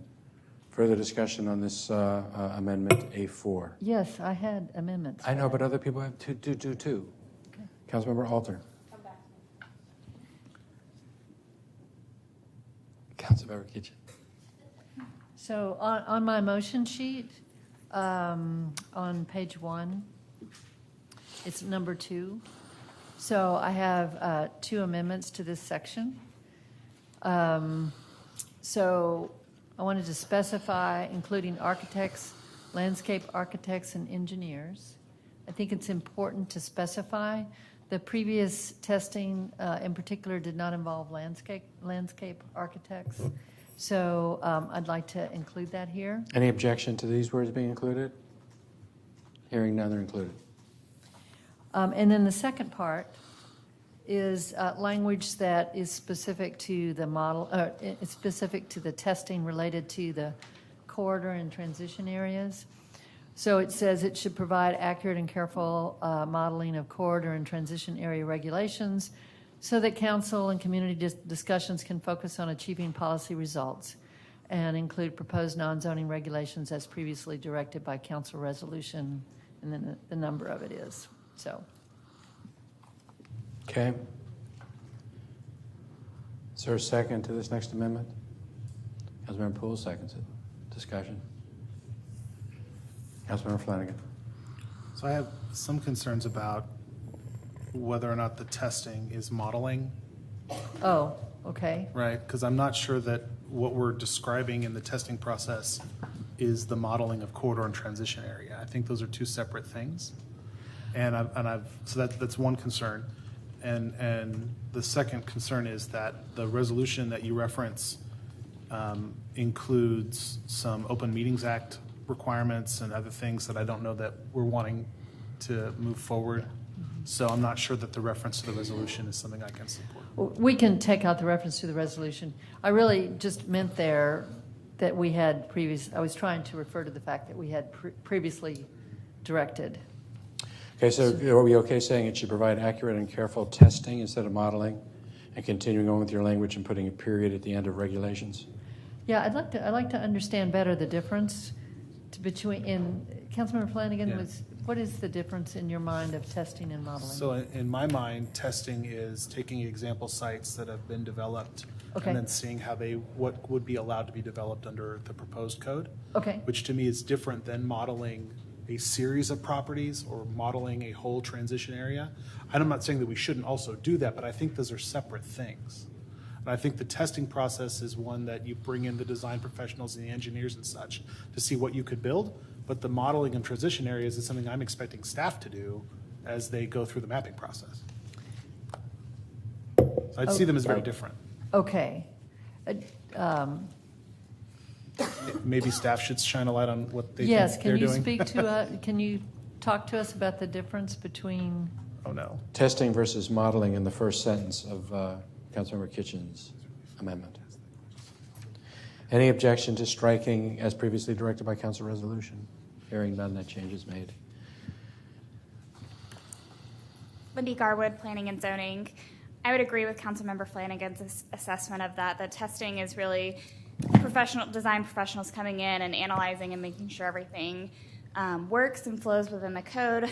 Modeling is something that we would do internal as staff and kind of piece together how it would look in a physical form as with like a 3D rendering or something like that. Kind of looking at how the actual mapping would look. Okay, so modeling is more of a picture, is that what you're saying? As opposed to testing, which I understand what you're saying by testing, Councilmember Flanagan. Yeah. Yes. Okay, well, I'd like to achieve both. Yeah. And if modeling needs to go in a different section, that's fine. I mean, I think it might be sufficient just to say, instead of it should, maybe new paragraph, staff should also provide. Okay. Because I would expect that to happen anyway. Staff's going to have to provide us some kind of modeling of what the corridor and transition areas are going to look like. I mean, is that? Yes, staff could provide something. Yeah. So I think they're planning to do that anyway, and then strike the resolution reference at the end. We've struck in that. Are you okay with starting a next paragraph to say staff should provide accurate and careful modeling? Well, and testing, because staff should also provide accurate and careful testing and modeling of corridor and transition area regulations. Okay, we're going to take out if, we're going to add staff. Yeah. Staff should provide accurate and careful testing and modeling. Understanding there are two different things. Right. So, testing and modeling of, and it goes on. Staff should provide accurate and careful testing and modeling of corridor and transition area regulations so council and community discussions can focus on achieving policy results and include proposed non-zoning regulations. And I mean testing objection? and modeling as two separate things, not equating them as the same thing. Any objection to this section? I have a Councilmember Alter? question. I'm just trying to put together the discussion with Togo's in this one to understand where we're at now, if we were. We're going to vote on this and approve it real fast, and then we're going to go back to approve, or to see if there are other amendments to that section for Right, but Councilmember Tovo. Okay. I'm just procedurally confused over. Didn't mean to. The amendment came out from Ann a little bit early I'm because just it was trying to another understand what section. we're doing. I'm not- But she I'm wanted not- to I'm bring not in, you wanted to criticizing, defer I'm to just- her, so I let her go ahead and do it. I'm trying to do I'm as not best I criticizing. can. I'm just trying to follow where we are. That's okay. I'm Right now, we're not meaning voting to on criticize, this. I was just trying to understand That's where okay. we were. We're on kitchens page number 2. The first part's already been approved. We're now in the second red language. Yeah, but then I'm just. We're going to get not back to the- Tovo in just a second. Okay. We'll get back to Tovo. This is an amendment to Tovo's amendment. Not really. So but when we finish with this, then I remembered my comment and I will. I know. I tried not to do that, but people were deferring on the dais for it, and it kind of happened that way. Just trying to move us forward. That's fine. So we're going to go back, we're going to vote on this. Yes, and then we're going to go back to Tovo's. we're Before gonna we treat vote this. on. We're going to treat this Okay, as if it were a Before we Tovo go amendment. back to voting on Yes. Tovo's, I have a question for staff Okay. related to hers. We'll get, okay. Thank you. Anybody have any problem with the rest of kitchen's language there with these changes made? Hearing none, that's done. Now we're getting back to Kathy Tova's, which we haven't approved yet, but if there's something you want to ask first or question about, let's do that. Yeah, thank you. I would like to ask Rodney or one of the staff to come up. I have some questions. I think I'm of the mind that our public does add to this discussion, and I'm still trying to wrap my head around what kind of process we have if the professionals talk behind closed doors and then folks get to involve. I'm sure there are scenarios where that would work. I'm just not quite seeing how that plays out in practice because not every, what gets shared, because you might take something and just incorporate it and it not be shared. Like, I'm just trying to understand what are the guardrails and what, I understand the value to you of being able to have conversations, that you can have the conversations, but then I'm not understanding how we're conceiving of the role of the public in interjecting or being able to value it, or even knowing when you've made a decision based on something from design professionals that wasn't there in the first place from you. So the concern really is the concern that the design professionals bring forward, which is that they want to be able to have frank conversations with staff in a way that's positive and not and just fruitful, things like that. And I think that they feel that if it's open to the public, that they're not going to be as frank with staff with regard to what works and what doesn't work and conflicts that are encountered. And so they just want to share that information with us in a very frank manner, in a way that they don't feel like they might be, that information might be used against them in some future case or anything like that. They just want to be able to talk openly with staff without any constraints. So is it a matter of anonymity to them? I'm just trying to understand. Okay, I understand what you're saying with the value of that confidence, but I'm not understanding then how the public integrates into that as you're conceiving of it in terms of the process, because you can have conversations and come up with stuff and change things, and the public won't know why, won't have seen the modeling. I mean, there's probably a process that would get us to the right place. I'm just. And I think there's a disconnect on our end as well, because when it says substantial public involvement, do you mean opening it up completely to whoever wants to show? Are we going to have to find a room for 50 people or 100 people or 200 people? We don't know, because it's not clear to us what you mean by public involvement. If you're intending for those testings or charrettes to take place, and we put up an open call for anyone to attend, it's conceivable that we could get 200 people that want to be there, not just the design professionals. And so our concern isn't necessarily also just the frankness, but the ambiguity of that direction, because taken at its word, substantial public involvement, we would put up an open call to the public to please attend, and we'd probably get a lot of people show up. At that point, there'd be a lot of voices in the room, and it'd be very hard for us to make sense of what direction we should be taking. Councilmember Tovo, was your amendment, so I'll let you. Councilmember Tovo. Yeah, I mean, I have to just step back here for a second. I mean, we were asked to provide some responses for some pretty general, what were pointed but pretty high-level questions. And so, providing direction that there be substantial public involvement in this process is a statement of values. It was not intended to be prescriptive, but I gotta say the conversation around this is really of concern to me, and I'm starting to feel like I should have made some very prescriptive language because I am very concerned with the kind of conversation we're having here, where the public does not appear to be a valued participant in this process. And I know that's not what you intend, but I have to say that really seems to be the direction we're going down. It is a statement of values that we should be doing this in concert with our community and our public. And so, yes, I think there should be some charrettes that are open to the public as part of this process because they have information some of the design professionals may not have. Do I think absolutely every time you meet with the design professionals, those need to be open to the public? No, but there should be a substantial public involvement. So I'm not sure that we're talking about different things. It was intended to be a statement of values on the same high level that we were asked to participate in this exercise of providing direction to the city manager. And we can certainly take value statements, but if you're okay that we hold charrettes throughout this time period, some of which are open to the public, some of which are conversations with design professionals themselves, we'd be okay with that. And I would just say there should be times where those groups intersect. Yes, we can set that up, and to the extent that design professionals want to participate, that'd be great. I think that we're all in accord. We want having the public agents a high value on this dais as well. Mm-hmm. But we're not prescribing how you do it. You have a job to do, and you need to do it in a way that meets all our values. Yes. Okay. Any further discussion on the Tovo amendment? Councilmember Alder. I'm just going to communicate now that I'm going to be asking questions about big changes that happen once the draft is out and trying to understand the origin of the change and why.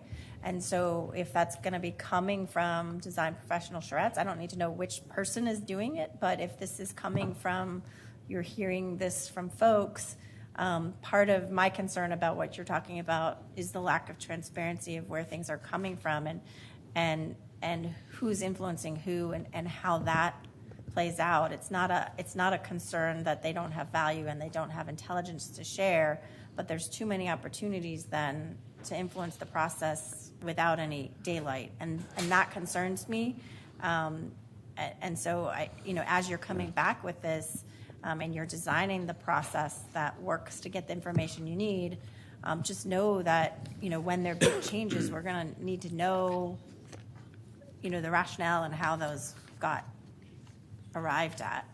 Thank you, and it's our intention to share that information because we certainly envision that there will be conflicts, just what was proven in the last code testing, and we want to be very transparent with council and the public that there are conflicts and that we're going to have to work to resolve those conflicts, and we want you to see the decisions that we make to resolve those conflicts. Okay, let's take a vote on the Tovo amendment. Yes. I wouldn't feel right not saying this. I'd just like to point out what I think is probably obvious, but I want us to all take into consideration when we're talking about the public input, who those public representatives are and who they are not. Okay. Those in favor of the Tovo amendment at this point, please raise your hand. Those opposed? Councilmember Garza voting no, the others voting aye on the dais. Those pass. What? You voted no. Okay. 2 votes no. Garza and Flanagan voting no. Those voting aye. All right. That gets us, I think, to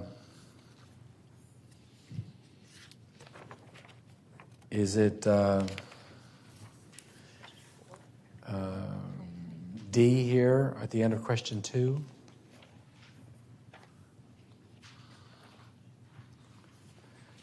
I think this next one may be, by the way, the second change on the sheet that I handed out, you point out there were some discrepancies. There's language in C here that was on the page. It began measures to disincentivize the demolition and replacement of existing housing units with a single larger housing unit. And then there's language that begins remodeling or adding units. That language was inadvertently moved up. As the end of section C, it was moved down to be the end of section F. But the language is the same. It's just a question of where it's placed. Okay. Is there anything else in number 2 that people want to bring? Councilor Kitchen? Okay, on the amendment sheet from me, this is item number 3, and it amends question 2, section 3, the zoning map, and adds a D. And the language just says, when mapping the 30% missing middle housing goal, the existing missing middle housing in transition areas should be part of the accounting of the area's contribution to this goal. Okay. Kitchen makes this amendment. It's her new amendment number 3 on her motion sheet. Mm-hmm. Amend question 2, housing capacity, section 3, zoning map as follows. Is there a second to Kitchen amendment number 3? Is there a second? I hear no second. Councilmember Poole seconds. Okay. Councilmember Kitchen, you want to address it? I'm just, what I'm addressing here is just that, again, it's informational for us, so that one of our goals that we've stated, actually throughout this document, is that we have a goal for the 30% missing middle housing. And so I just am trying to articulate that in the transition areas, that we understand what missing middle housing is already there. I'm not suggesting that changes how transition zones are mapped. I'm just suggesting that we need to understand, as part of that area's, what's happening in that area. We want to understand what is on the ground in terms of missing middle. Okay. Further discussion on this Kitchen amendment. Councilmember Flanagan. Yeah, it's my understanding that the 30% is of the new housing. That's what the blueprint was laying out. And my concern with this is that this would, on some level, be saying that 30% of all housing should be missing middle.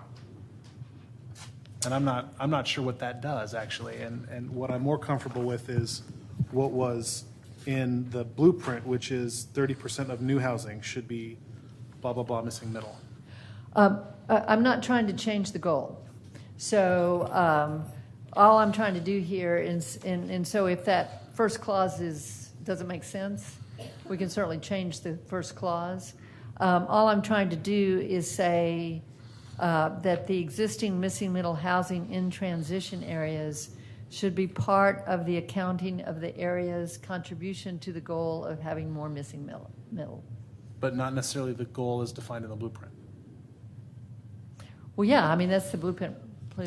I think that's where I'm struggling, is because the blueprint says 30% of new housing, so 30% of the 135 should be missing middle. Right.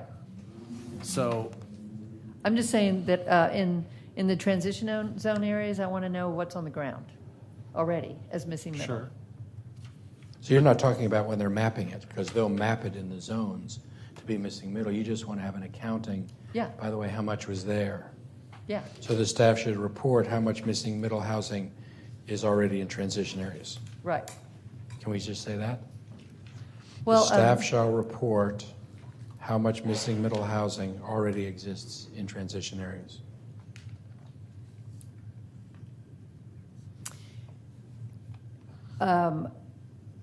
Okay, I'm fine with that. I'm trying to understand. See, I would just start it as, you could take off the first clause. That seems to be causing some concern.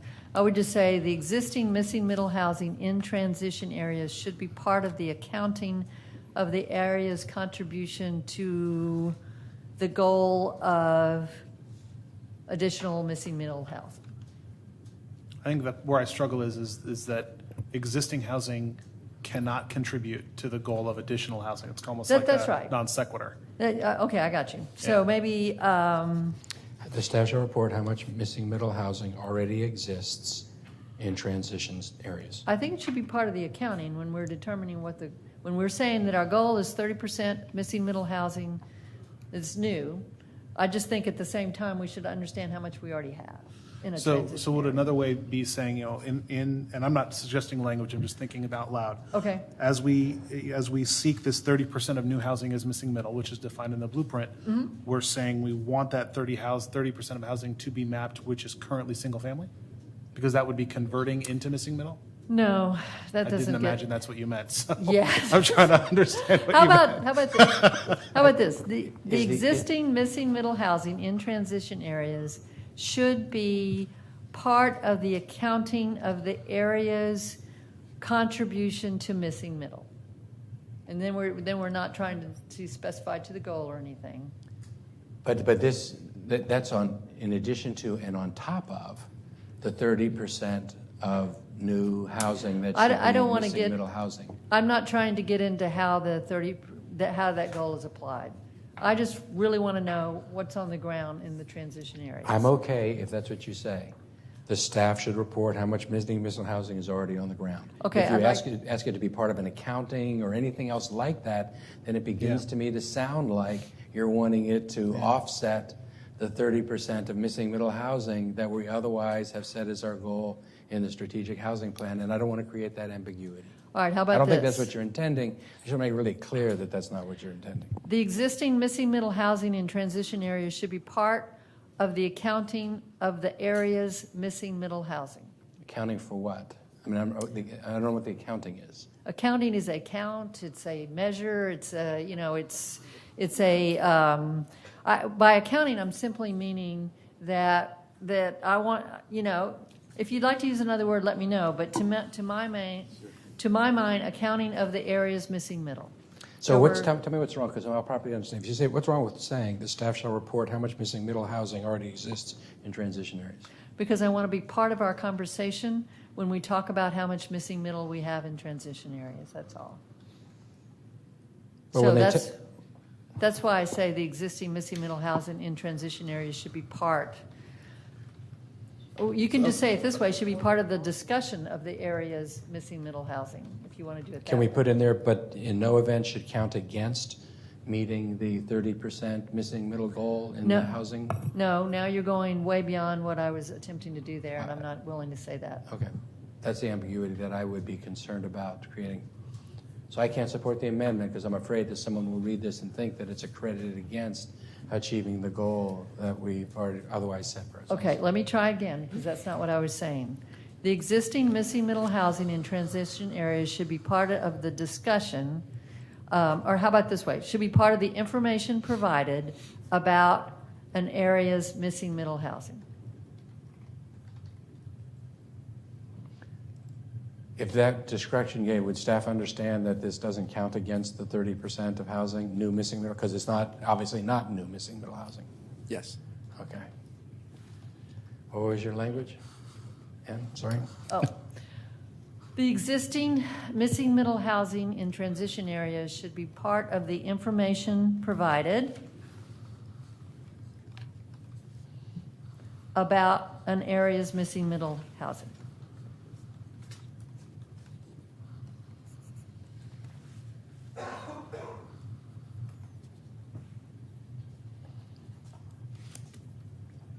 The existing middle housing in transition areas should be part of the information provided about the area's missing middle housing.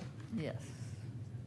As long as you understand that it's not new missing middle housing, it's old missing middle housing. Councilmember Kassar? Mayor, could Councilmember Kitchen mention if this is any different than her amendment, I think number 6, which seems to be the same issue? I don't know if we can resolve both of them right now. That's a different, if you're, which 6 It's a are you different talking issue. about? 6F? 6K. That's a different issue. Okay. Well, we'll resolve this one. Okay. Anybody have any problem with the language that says the existing middle missing housing in transition areas should be part of the information provided, RE, the the areas missing middle housing? Councilmember Garza? My concern is, because of where the language started, I mean, I feel like we're going to get to a point where we say, well, this part of town already has enough missing middle. They've already built it. We don't need it there. And I don't want us to have that kind of conversation, because missing middle is what people, I would say middle-class people, can afford right now. And so I'm concerned about like having language that almost puts us on a path to limit that in certain parts of town. That we need all kinds of housing, and you know, the market guides much of this, but that's my concern. It just seems to be a little, I'm not saying this is what the intent was. I'm reading it as to be a little negative about missing middle. It's not intended to be negative at all. It's just asking for information. I think information is useful for us. And I understand that, but the original language was basically saying what's on the ground now should count towards any future total. And so now I'm just a bit suspect of the intent. Well, you can be suspect, and I can tell you that that's not what I intended. I don't know what else to say. Okay, well, I will just vote no. Okay. Further discussion on the kitchen amendment, which reads, the existing missing middle housing and transition areas should be part of the information provided or concerning the areas missing middle housing.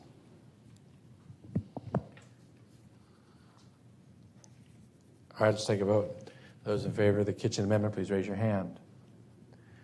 Flanagan, Alter, Kitchen, Tovo, and Poole. Those opposed? Balance of the dais does not pass.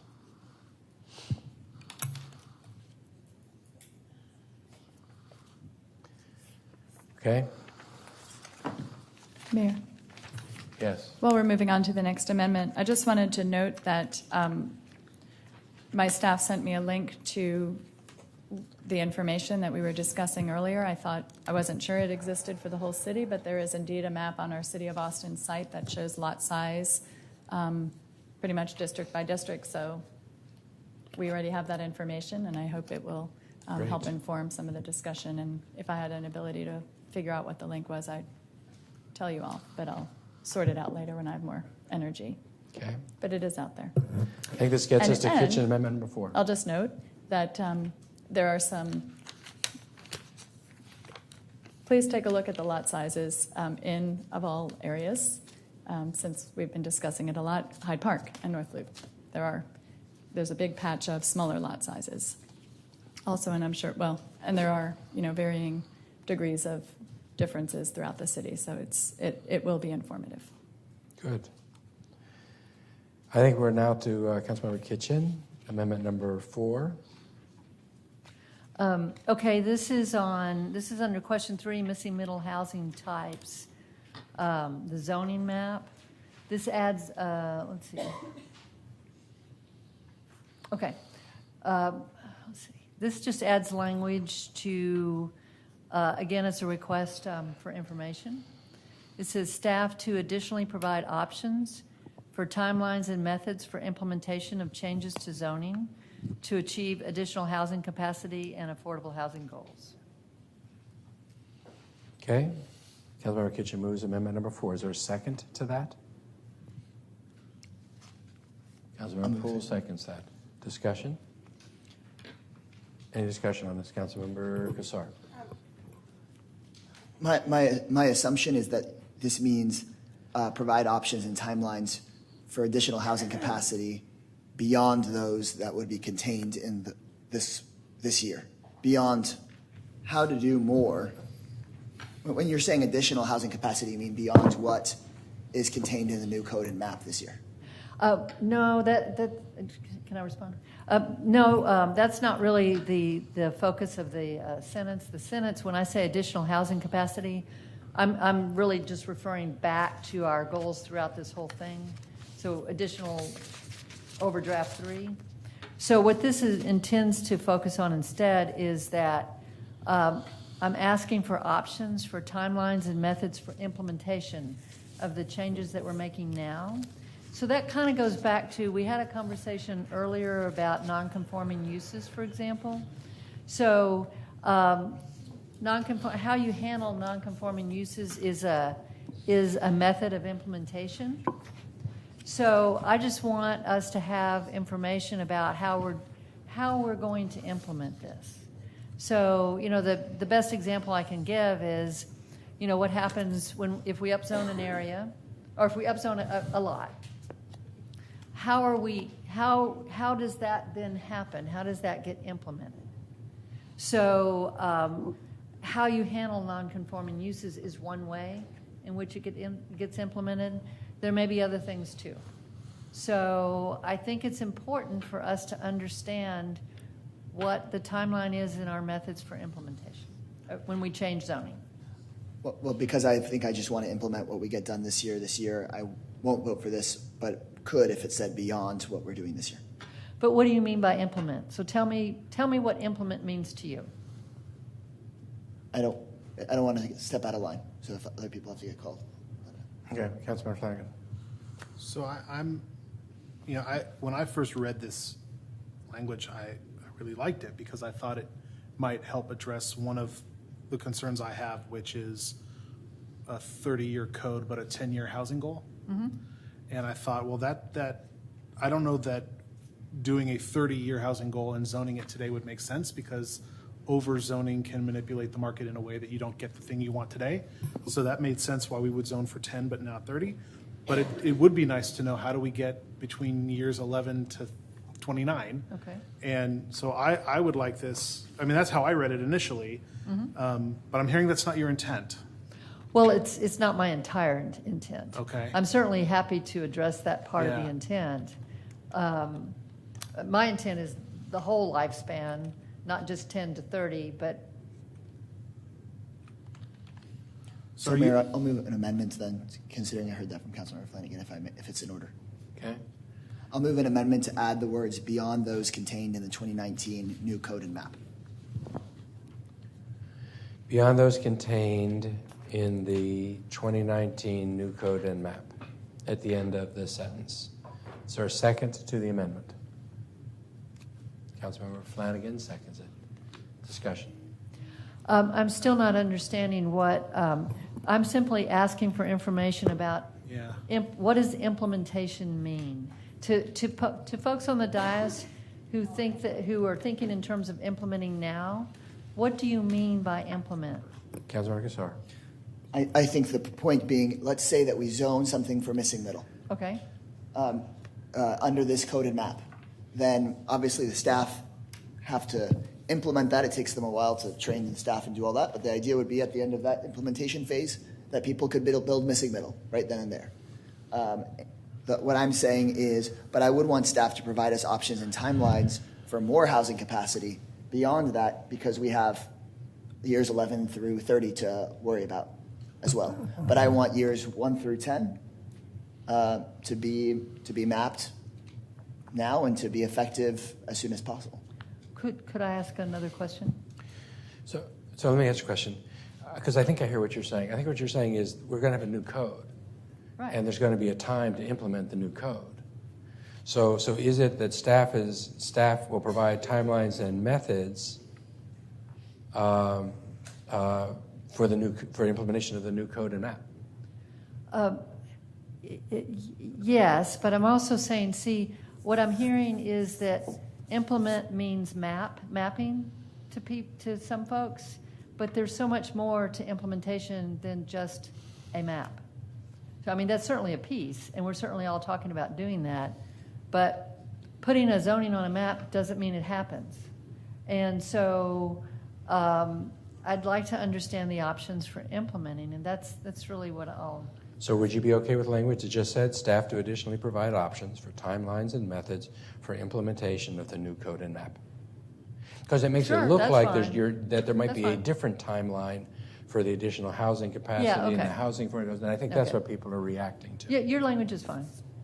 Okay, does anybody have any objection to saying that staff's going to tell us how they're going to implement the new code and map? Give us timelines and I'm not Yes? objecting to that. I just wanted to address the other concern. I mean, the whole point of doing the code is so that you have zoning categories that'll be more useful to us, that when somebody comes in for a zoning code and has a project, it'll go much faster and more easily, and then you have the planning process. And so those would be the two big tools, as I would see it, as how you increase capacity over time. It's just we'll have better tools because we'll have a different set of codes, and we will have a planning process that will be focused on district area plans. Ann, are you okay with this? And Greg, are you okay with this? Let's change the language to say staff should additionally provide options for timelines and methods for implementation of the new code and map. And let's move this out of this section up into section 1, where we're talking about the scope of the project. Because that's what it's talking about, the overall scope. It's just not talking about housing or missing middle. I'm okay with it. I'm not sure if it gets to Councilmember Flanagan's.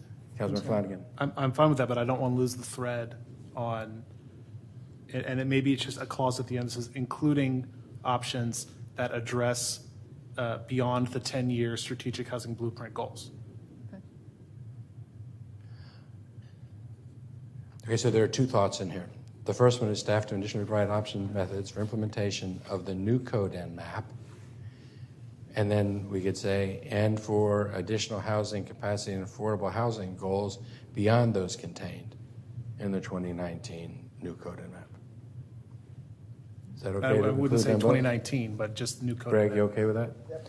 All right, so let's move it up into section number 1, and it's going to say staff to provide. We can take out additionally staff to provide options for timelines and methods for implementation of the new code and map and changes to zoning to achieve additional housing capacity and affordable housing goals beyond those contained in the 2019 new code and map. I wouldn't say 2019. Does it say the new code and map? I'm sorry, could you read it just one more time? Staff to provide options for timelines and methods for implementation of the new code and map and to achieve additional housing capacity and affordable housing goals beyond those contained in the new code and map. Okay. Councilmember Tovo.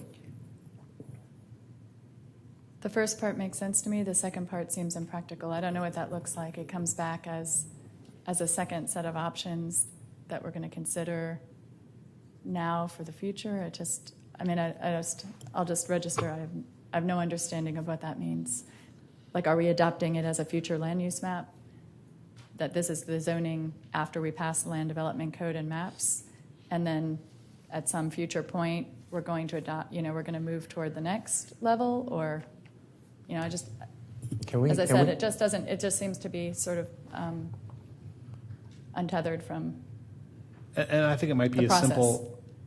I'm sorry. Go ahead. I think it might be as simple as staff saying, and then 5 years from now, we're going to get everybody back together. We're going to get the gang back together, and we're going to talk about how to achieve housing goals in the next decade. But I think I just want to acknowledge that we're adopting a code that will probably live for 30 years, but we're only using a 10-year goal to do it. And so just noting that this process is going to continue to evolve. Okay. Yeah. I think the goal here is make sure you're not holding up the new code and map by trying to figure out what the next step is, right? So don't hold up the new code and map, but certainly we'll bookmark that, and we'll move that up to section 1. Okay. What? The food is here? All right, so let's take a 30-minute break. It is 6:52. Let's come back here at 7:30. 7:25. 7:25.